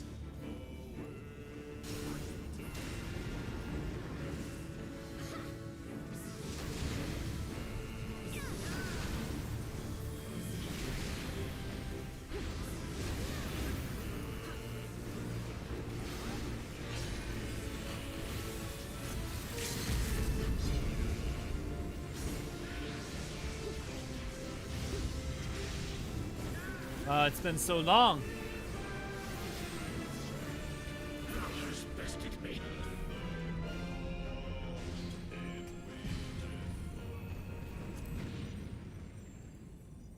Thus does the sacred rite of combat proclaim the victor. I lay my blades at thy feet, child of man. I stopped maining melee DPS so I wouldn't have to deal with positionals anymore. Yeah, I don't love positionals in this game. Like, I understand having more to do, but one, you've got, what is it? It's not Point North, it's True North, right? I keep calling it Point North, it's, yeah, True North. And so, like, it validates them if you're using that appropriately. And then on top of that, like, you have the other weirdness of,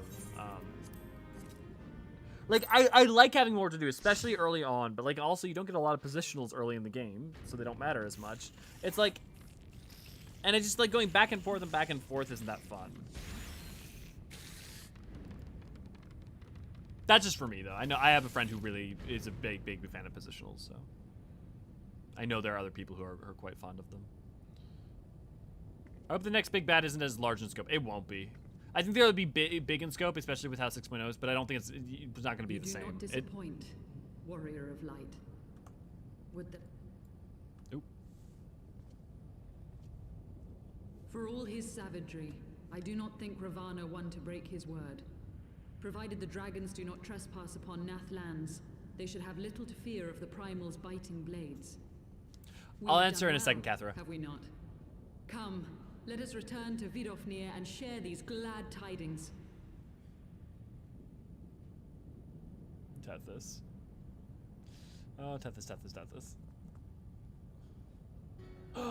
Bread! Once more I don't- you we don't- achieve the impossible. Oh, no. Bringer Eorn. of light.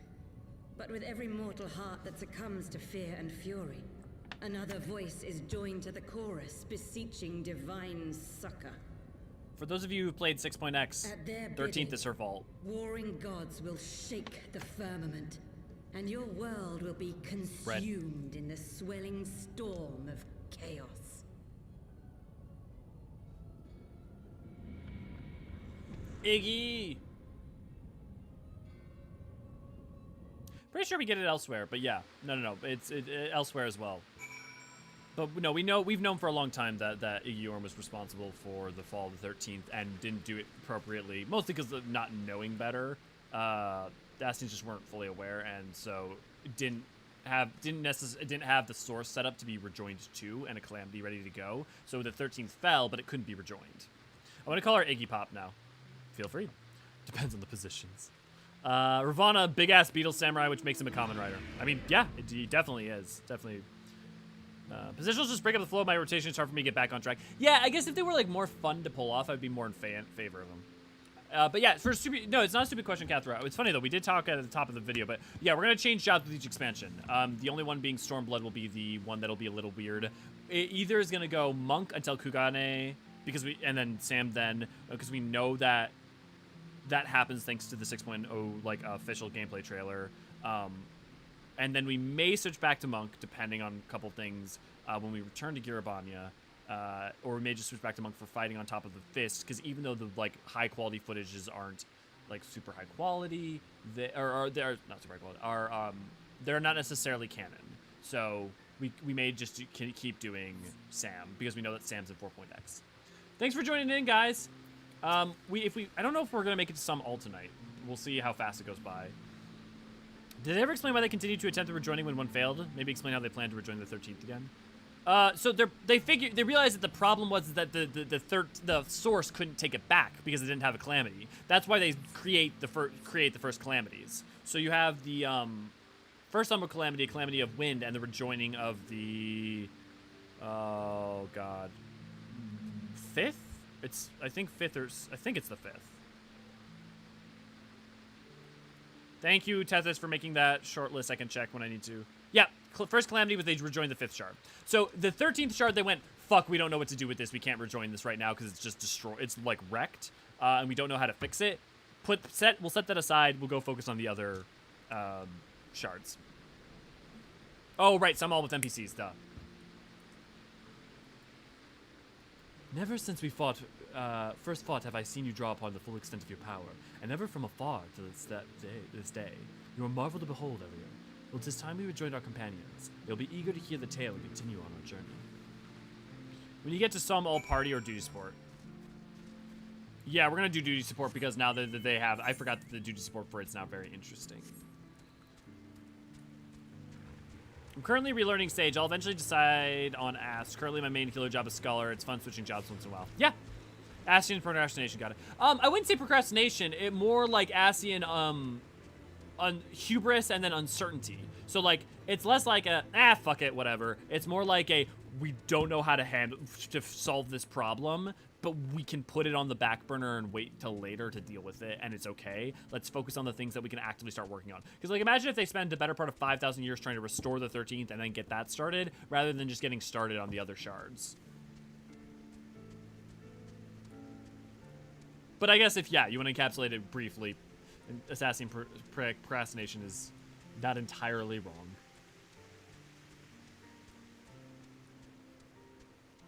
Yeah, my favorite healer by far is Sage. I'm not a fan of Ass. I've never gotten into the headspace for Ass. Like, it's not that I don't know how to play it. It's not that I don't appreciate it. It's not that I think it's bad. It's just like, for me, Sage is just so much fun. Sage is one of my favorite jobs. Like, Sage is definitely my favorite healer, and it's one of my favorite jobs. It might even be like my second favorite job currently. Like, Paladin's my favorite, then probably Sage.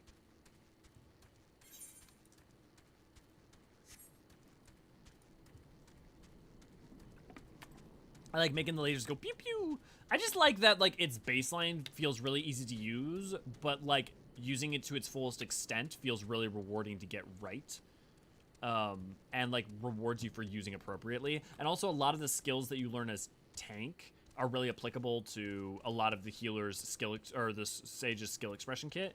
Like knowing when it's a good time to use which shields.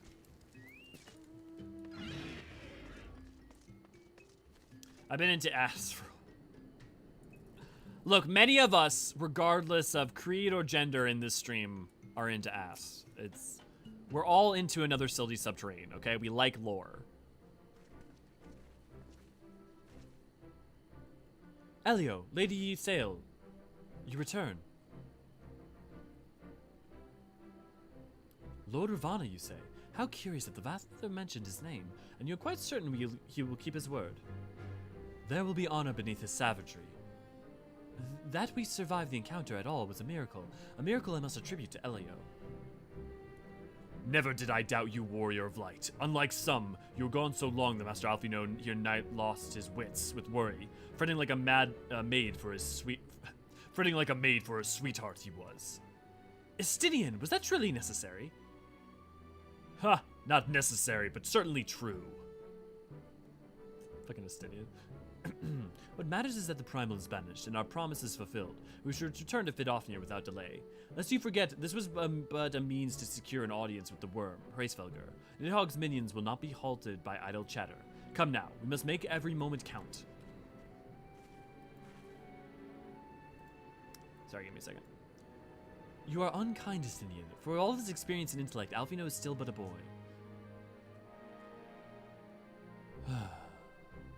That sigh, though.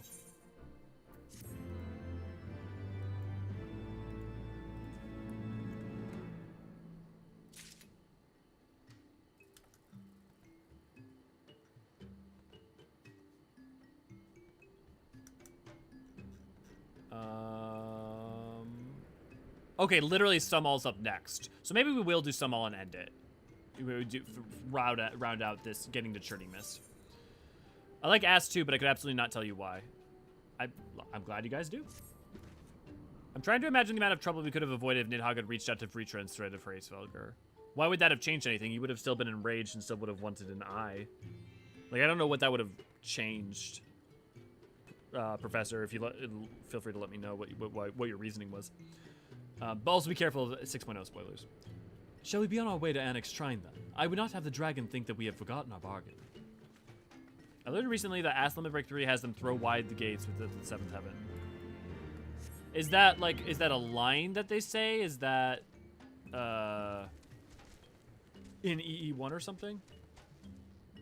Like right now it seems Alfie figured out he needed people and could not do everything himself. I mean, yeah, like honestly, like after his beatdown, even like after his beatdown, he knew it, and then after moping for a little bit, understandably moping, mind you, like he got back on his feet, and like by the time like of the like fighting for Tataru's freedom, he's basically good to go. Also, having people around him who like poke fun at him like Estinian helps. Reinforce it. Here, while I'm running, let's see. Ask Ellen Break 3. Let's see if we can. No, it couldn't be an EE1 because Throw Wide the Gates didn't show up until 4.x, and EE1 was finished before 3.x was even finished. Is how Vritra loses his sister a spoiler? Yes. But also, I don't think that would have changed anything about anything. Because the thing about Nidhogg is it's not just that he lost his sister and he wasn't able to deal with it. He lost his sister at the hand of men who consumed her eye and potentially her flesh. and like betrayed her. Like that is the injustice and the I don't think Reacher would have been able to help in any capacity.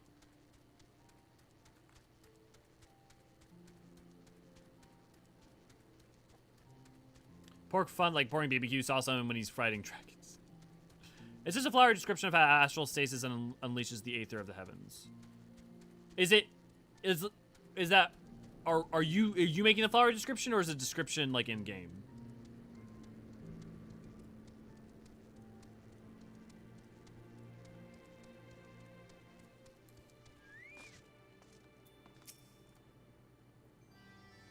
Thou art returned, little one. Hast thou abandoned thine ill-conceived contest with the Nath? Nay, my friend, we have returned in triumph. By Elio's hand was the beastman's god, Lord Ravana, laid low. In his overconfidence, the primal swore to withdraw his followers from your lands in the event of his defeat. A promise we believe he will keep. The Nath shall trouble you no longer. Described to you by who, though? The deity is slain, then. How dost thou contend with the biting blades? But the particular matters not. Thou hast fulfilled my promise, and I shall fulfill mine. Attend me, mortals. Hie you unto the deepest reach of morn, and there you shall find Halo, the altar from which you may begin your ascent to the summit of Somal. Because, like, it's not that you're not drawing that aether forth, but I just think, like hearkening or likening it onto that is really important to be careful of, like, whether or not the aspect of the magic is in any way similar, if that's a textual thing or not. If it's just, you're just talking about, like, a friend poetically put it that way, that's fine. I'm just trying to be clear, make sure I know. Okay. Yeah, I guess I wouldn't necessarily describe it that way because of the difference of the types of magic. But be fairly warned, the minions of Nidhogg now not lightly suffer your presence at the sacred mountain. By your struggle with the caravan, shall I judge your party possessed of sufficient fortitude to proceed. Good news and bad news, hurrah! We shall not disappoint you, Vidofnir. If memory serves, the caravan of Morn has entered into the second floor of the central tower. Let us begin the climb.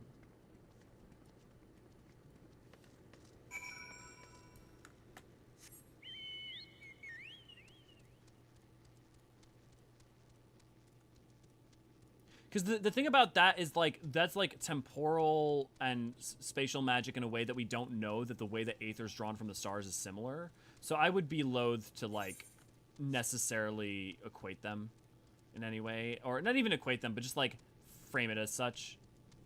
But it is a pretty way of putting it. It's not like it's, like, wrong or anything. I guess that's where I would go approach it. And also, like, if a lore YouTuber like me or Scribe tells you something, like, also be careful about spreading it. Like, if I say anything, don't necessarily just spread it as word of God, because I may be wrong, and unless we can, like, unless I'm citing of, like, a specific verifiable source, like, we could easily fall into the prey of, like, being like this, some things being spread as fact that aren't fact, and I worry about that constantly, because it's happened multiple times for 14. This is not one of those cases, it's just... Like, I'm trying to think if there's a time I've been, like, actively, like, wrong that would be a good example. No, that was more dev stuff. I'm sure there are, but, like, yeah.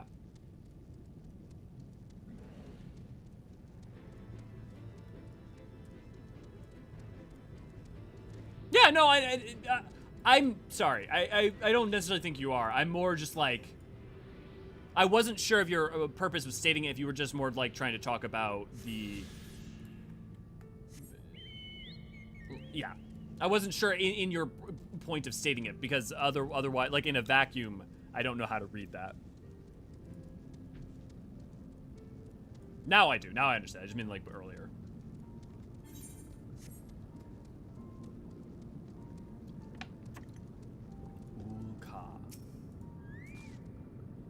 Burn it down. Burn them all. Okay, Mad King. Ares Targaryen.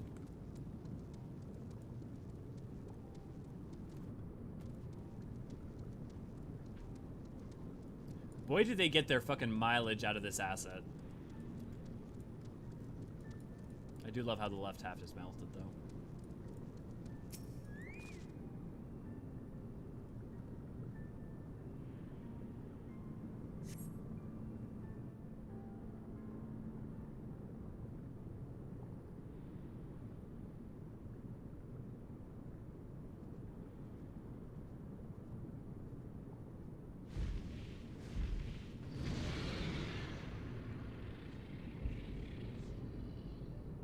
Well done, little ones. As promised, I shall open the way to Som'al's summit for thee and thy companions.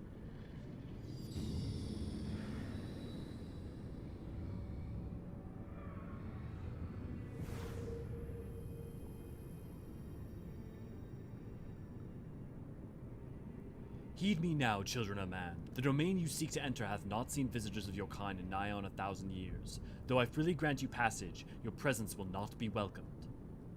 To my kin, this mountain is revered as holy ground and resting place where you, the minions of Nidhogg during your ascent, for 'tis certain that they shall take great offense at your intrusion. We are grateful for your warnings, gentle Vidofnir. My final words are for thee, Dragoon. Have care to you to keep stolen power thou wieldest in check, lest it breed further despair. Estinian. The way is open, let us not tarry here. A moment. Shall we blindly forge on, knowing the dangers that await us? Tiamat herself is said to guard this peak. I do not fear Nidhogg's consort. Any dragon foolish enough to bar our path shall feel the sting of my lance. Spoken like a true butcher. Need I remind you that we are here to come to parley of peace? Let us be clear, heretic. 'Twas to save Ishgard and her people that I first lent my support to this doubtful venture, and 'tis for their sake I go now to speak with Hraesvelgr. But I said nothing of Tiamat. Should the opportunity present itself to rid my people of one of their deadliest enemies, I shall take it. That is my duty as Azure Dragoon. You are beyond redemption. We will accomplish nothing by bickering. If we are to meet Hraesvelgr, our path leads up the mountain. We shall defend ourselves if attacked, but avoid conflict wherever possible. What other choice do we have? It also gives a chance to Alfino to actually be a mediator. Remember to lube up before you stick. Nidhogg never had the best relationship with mankind before the betrayal, so was peace ever attainable with him? I don't think so. Not after what they did. I don't think Nidhogg was... There was never going to be a point at which Nidhogg's rage was going to be quelled. I think he makes that perfectly clear. Especially with how dragons deal with memory and time. A dragon lost to anger is beyond all control. This I learned to my sorrow when I unleashed the horde upon Ishgard. Even Midi thinks he's lost. So, like, if Midi thinks he's lost... We shall defend ourselves if attacked, but avoid conflict wherever possible. What other choice do we have? I feel the weight of Dravanian rancor pressing down upon me. Coconut oil makes good pies.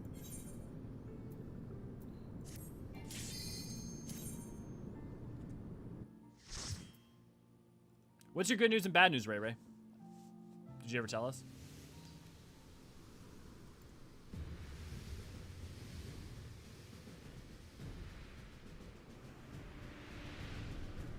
I'm super excited to see how this has changed.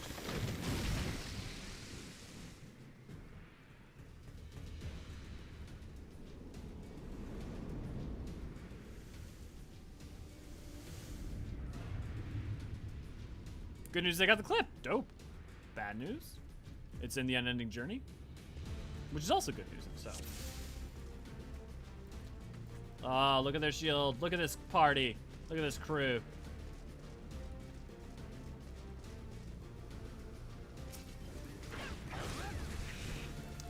Coconut oil, let's just say, has some uses in places outside of the kitchen. I believe is what Tethys means to get at.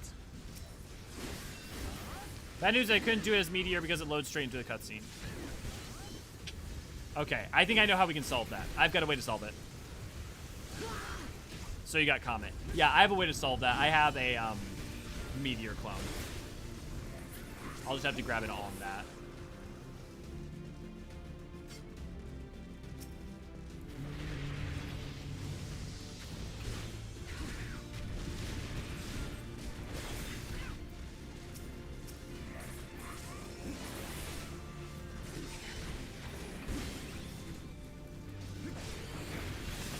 Look at that. Is Cindy actually doing the fucking mechanics?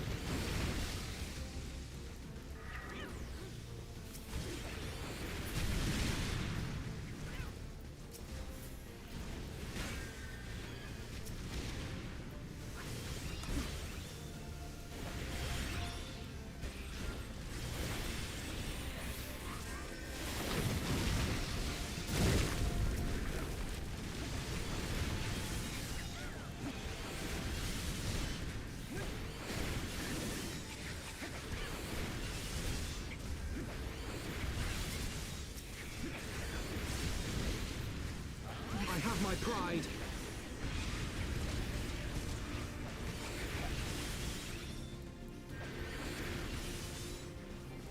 Your guard is down. Quick, Elfino, res her! Res her! Ah! What a team! Oh, look at that. Wasn't good enough to actually recoup. Silal, good to see ya. Glad to have ya. I like pies. Right? Well, first off, I like pies. Second off, you know the context under which we were talking about pies, right?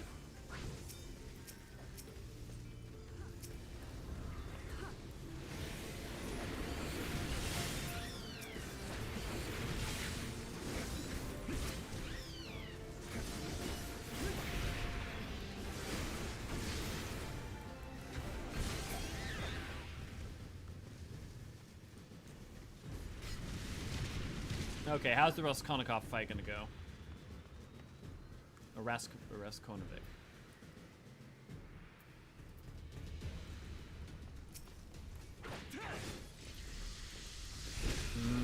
Now I want French silk.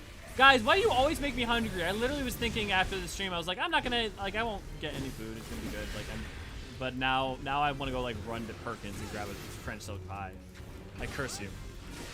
Finally done with work, but why the timing have to be so bad? Because Silver, that's how it goes, man. I feel ya. Okay, so it is in the unending journey. Sweet. Boston cream or strawberry? Neither. Actually, neither of those I'm a fan of. I only like like very specific pies. Like I hate fruit pies in general, first off, but like French silk is like one of the few pies I like. So the AI still doesn't prioritize A&E when fighting more than 2 enemies.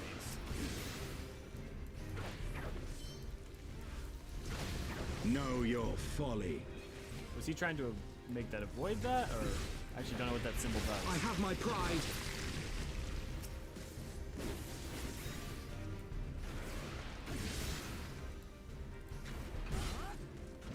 What does that symbol do? Pumpkin pie. Yeah, I like banana bread, but I'm not a big fan of, like, I'll take banana bread. I don't like pumpkin pie or pumpkin bread. I love a good cream pie. Wait a second, no you don't! What are you talking about, Sethis? Sloppy! I guess Jubilant also likes to get... I'm not finishing that.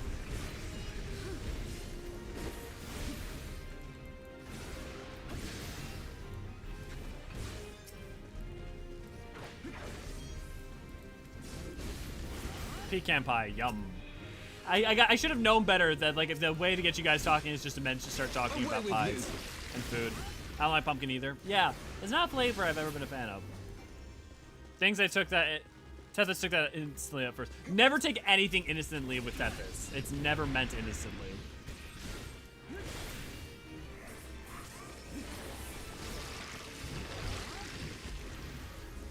I could go for a good banana cream pie with a scoop of vanilla. You know, I always felt like I got the adding ice cream to it, but like I always felt like that was like a bit much. Like, you know, pie's already a lot, but I'm also like, I'm not a big dessert person. How do you feel about quiche? I'm not a fan. There's a lot of things that I don't like. I mean, like, also the thing is like, and this is, I don't like a lot of like fruits and baked goods in any combination whatsoever. Or like, yeah. I suppose there maybe is a quiche out there that I would like, but I've never borne witness to one.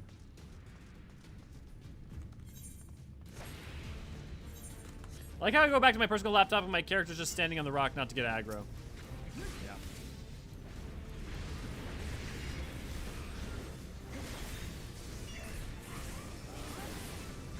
Because it's a pizza pie. Okay, so remember that, like, one of the things that's important, Ray, in that is that like American pizza is a lot deeper dish often than like Italian pizza, for instance. And so like especially like Chicago pizza or like a lot of places in the United States, it is more just as akin to a pie as it is a savory pie almost as it is you know, like a flatbread. In fact, I would say it's much closer to a pie than a flatbread often.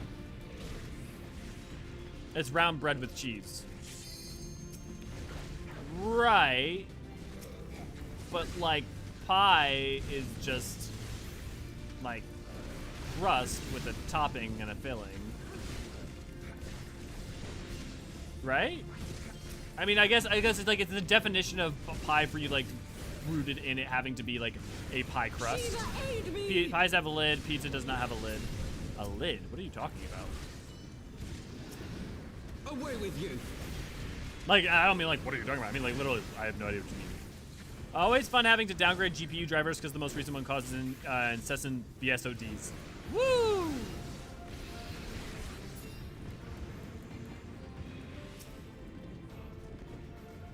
Shiva, aid me!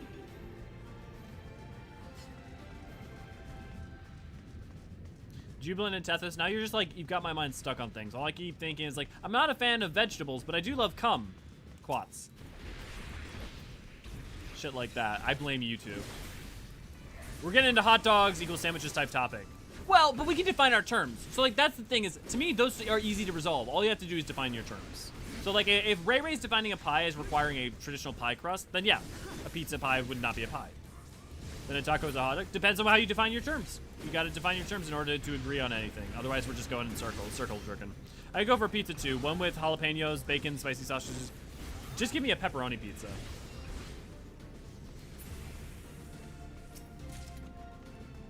Just give me a straight pepperoni pizza, please. Maybe a stuffed crust if I'm feeling fancy. Oh, I also love mac and cheese pizza. Mac and cheese pizza is dope. Basic bitch fizz unite, yes! Yep. I don't need all the shit. Like, even with mac and cheese, like, it's like mac and cheese, like, the thing on it.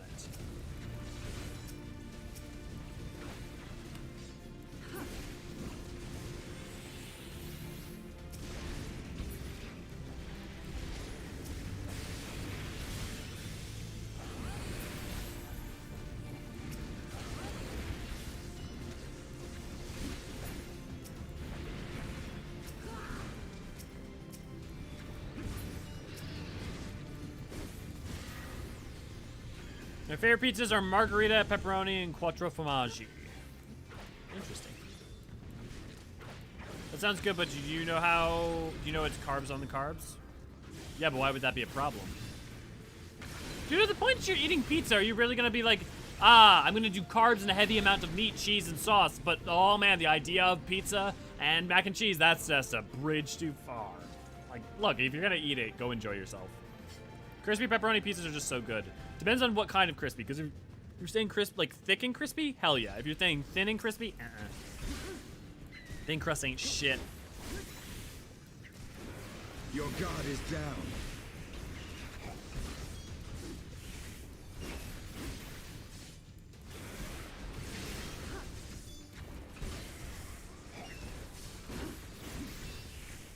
Look, I guess to put it as Jubilant might put it, if you're already naked, might as well get cream pie. And I mean like pies to the face. Obviously. Pan pizzas are superior. Pan pizzas are superior. I agree. I won't just asking, pizza can't really go wrong unless it's undercooked. That's agreed. But yes, I am aware that it is like carbs on carbs on carbs. Like it's the carb mania. So like if you're gonna have carbs, might as well have carbs on your carbs. Might as well like cookie it. I love pepperoni, like like the Cookie Man. Oh no, that's a meme on top of it. Man, it's been so long since I've seen that meme. I feel like the half-life of a meme has just become shorter and shorter and shorter. I love pepperoni pizza with garlic parmesan sauce. Garlic leaves me like weirdly having a headache sometimes, so I like tend to avoid the extra garlic sauce. But I do love having like breadsticks, something to dip in.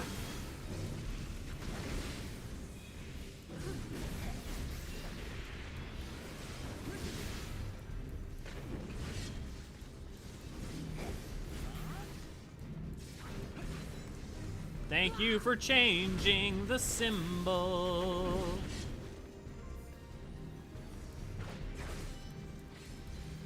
Yep, they updated it. The half-life of me is just whenever it starts being posted to Facebook by your weird MAGA uncle. That's not wrong. Oh, thank God it's universal now. Oh, they updated this one, thankfully. Get a side of marinara to dip the crust, or a side of ranch.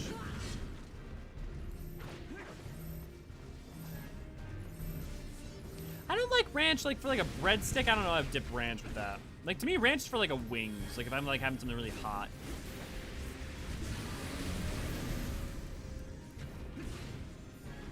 You heard it here. I only dip hot things in my ranch.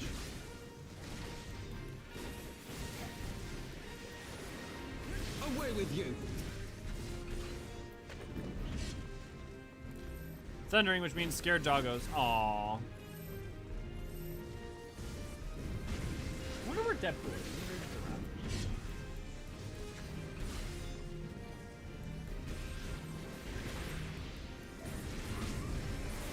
Oh my god. I appreciate that duty support is a way to clear it, but man, is it interminably slow.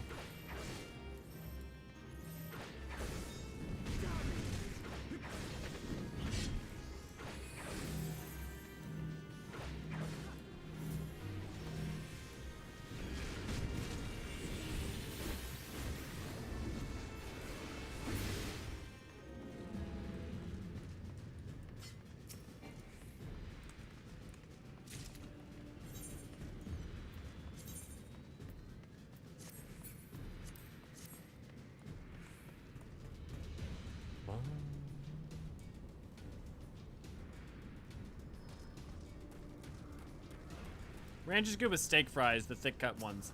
Honestly, I don't like, for me, some of the best fries are like Culver's and Cane's and Five Guys. Like steak fries to me are like just, at that point, just eat a potato. But I may not have just ever had good steak fries.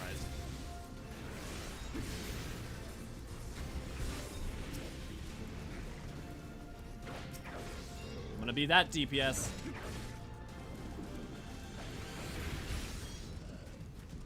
I have Irish ancestry. I will absolutely eat a potato. Some of us like them thick. Just when I thought Tethys was gone. Just when I thought like, okay, I said something and Tethys didn't play off. I'm sure I'm in the clear now.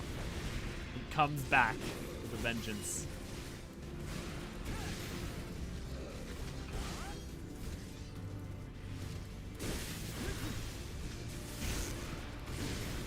Know your folly. Half Irish, can confirm I've eaten potato like an apple. If you don't get your weekly infusions of it, like you have to actually get it intravenously, otherwise I'm pretty sure you shrivel up and die. That's what happens if you're Irish. The Tethys signal went off. I'll go Belgian style with fries and dip them in mayonnaise. Blah. Not for me. Yes, Yasiel is the tank. She is technically a gladiator, although I don't know what it actually classifies her as. It's interesting though, because we always predicted that. We knew it wasn't like Estini was going to be the DPS, and we knew Alpino was going to be the like healer. So it's not like shocking. What's Belgian style? Yeah, mayonnaise as a dipping sauce sounds disgusting to me. But I also just don't like mayonnaise in general too, so don't take my word for anything. What the fuck was I looking at? I'll be honest, it's interesting actually how little they changed this. It's very similar to how it was. Oh, Belgian style.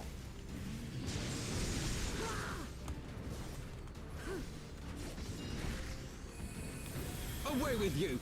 Thanks, NPC friends. Oh yeah, Belgian style. Oh yeah. Wait, what makes them different? I guess like a lot of places I know either do like Belgian or crinkle cut, but like yeah, Belgian or crinkle cut is where it's at. Yeah, I just call Belgian style fries French, like normal ass French fries.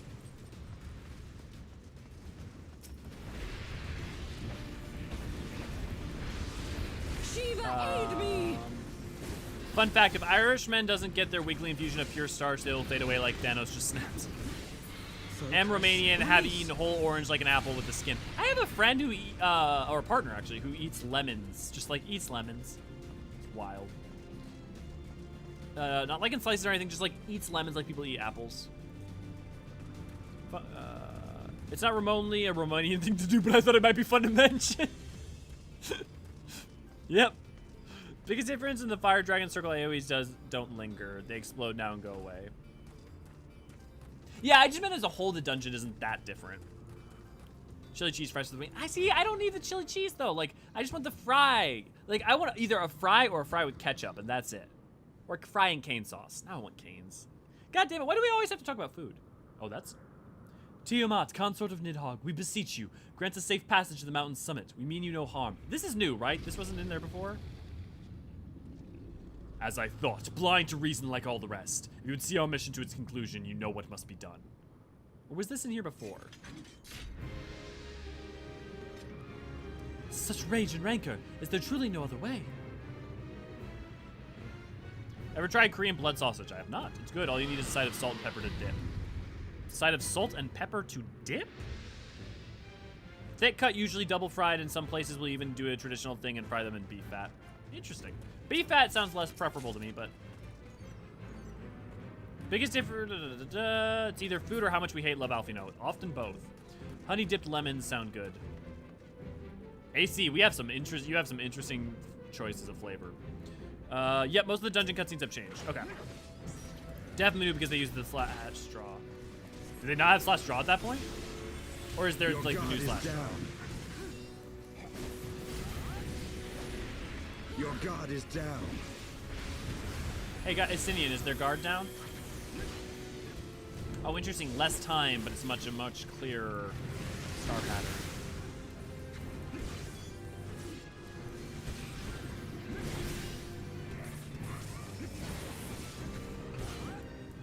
Know your folly.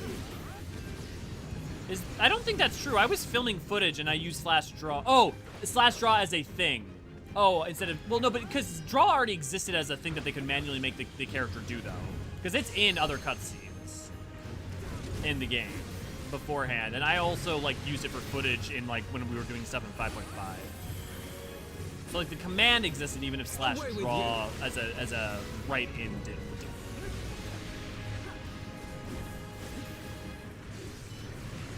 Yeah, that's wild to me, the idea of using salt or pepper for dipping in any way. Know your folly. Because dinner time in a lot of places in humans, well, you know, like food. I like food too, but food costs money. But actually, thanks to your guys' support on Patreon and over and on YouTube with joining memberships and yada, yada, yada, yada, super messages. Thank you for all the support. So thanks to you guys, I can do things like get food when I'm hungry.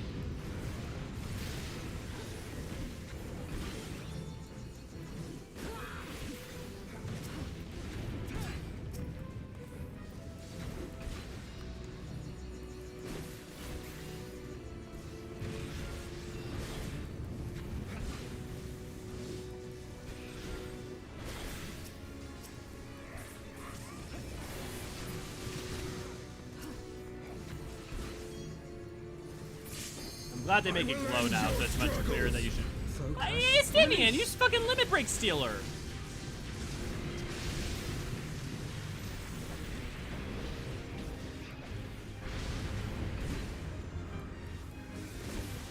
It's an Asian thing. Ah. Is it like a mainland Asian thing? Because I don't think I've ever seen that with Japan. I mean, Japanese cuisines. But I'm just maybe limited in knowledge. I wonder why Tiamat's arms, tails, and wing glow purple. I'm gonna assume lightning aether in her charging up. Because we know with the Aerie and other stuff, like the association with Nidhogg and lightning, and it would make sense for his broodmate to also be in a similar vein.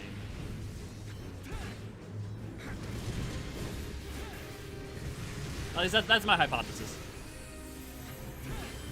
I wouldn't know I started right before endwalker. Yeah, no, slash draw has been around for a while, or like drawing at least has been around for a while.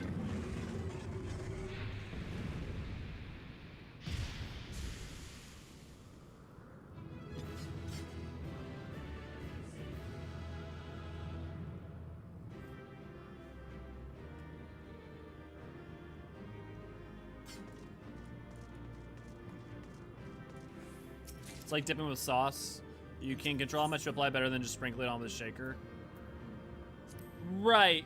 The weird thing, though, about it is that the problem there is the amount of salt and pepper that you're going to put on an item is never enough that I would have thought to dip it, because that's way too much salt or pepper.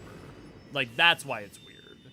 Like, if it was a practical application of a very small amount, that's one thing, but, like, if you're at the point at which you're dipping it.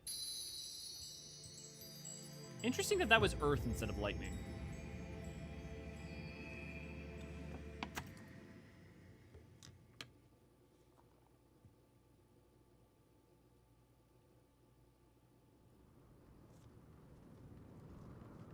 I guess lightning would make more sense for Nidhogg or something else later. Elio!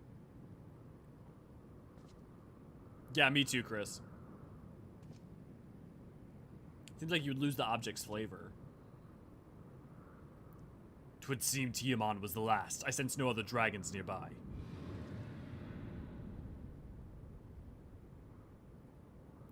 What is happening? Nidhogg calls.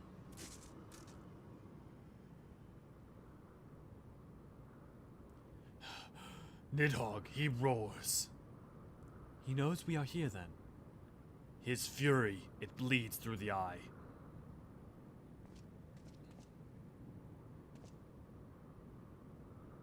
Fear not, I am yet my own master. But the damned worm's wrath burns hotter than the flame. Come, the heart of the dragon's homeland yet lies before us. General questions, are spoilers allowed at all here or no Endwalker spoilers? Basically, Endwalker, avoid all spoilers, Shadowbringer, Stormblood, and for now, Heavensward. If you would have not wanted it spoiled for you, don't spoil it for others. And that doesn't mean like, well, I don't care about spoilers, so I can say whatever I want. It means like, just use your best judgment. Thus we did add another link of the Chain of Vengeance. O Saint Shiva, when will it end? So this is YouTube. We are contractually obligated to say like, share, and subscribe. And sadly, it's true because it works. It's a small amount. You don't dunk it. You lightly dip it. To the peak of Som Al, at the end of a perilous mountain path, whence could be seen a string of pearl-like islands floating impossibly atop a sea of clouds.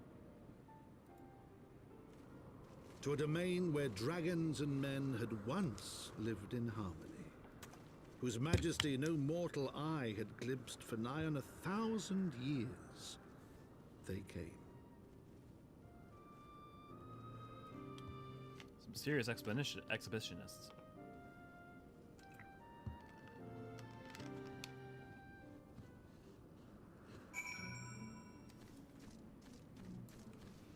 Gotta love when you come to Churning Mist for the first time and it looks like this. Did they change this cutscene? I remember only the word light being present for some reason. No, it was all of them. At least I'm 99.9% sure because I've recorded it before and I'm 99.9% sure it was all of them. We have reached it at last, the peak of Som Al. 'Tis said to be the highest mountain in all of Eorzea. You know, I thought it cold in Kurthus, but the air here carries the chill of Dozen winters. Sweet. That's what we're calling it for now. So, we've got tomorrow's story. How far are we gonna be going tomorrow? Let's see.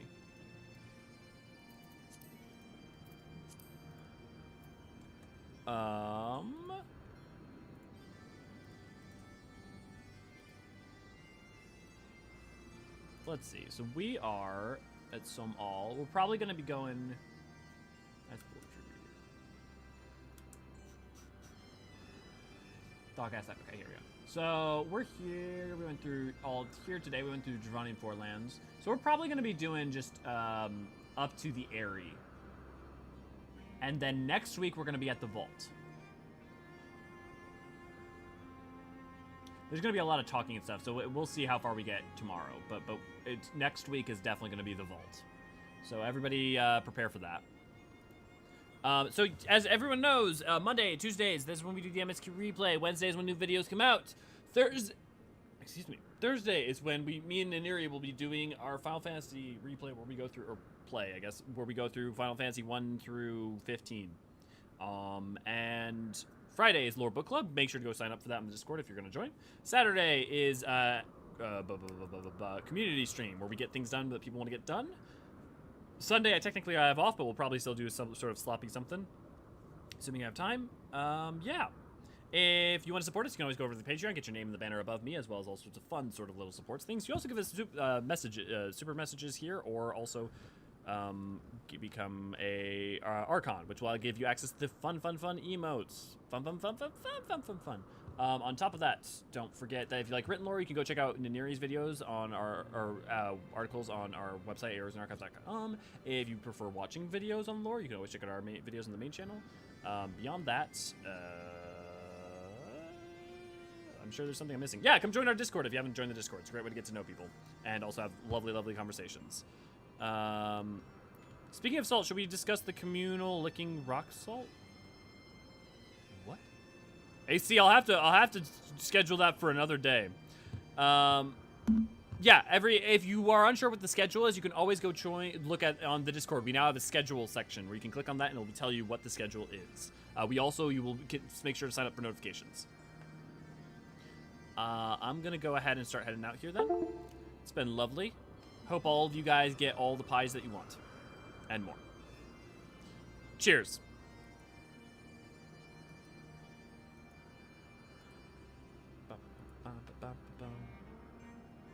Off button now.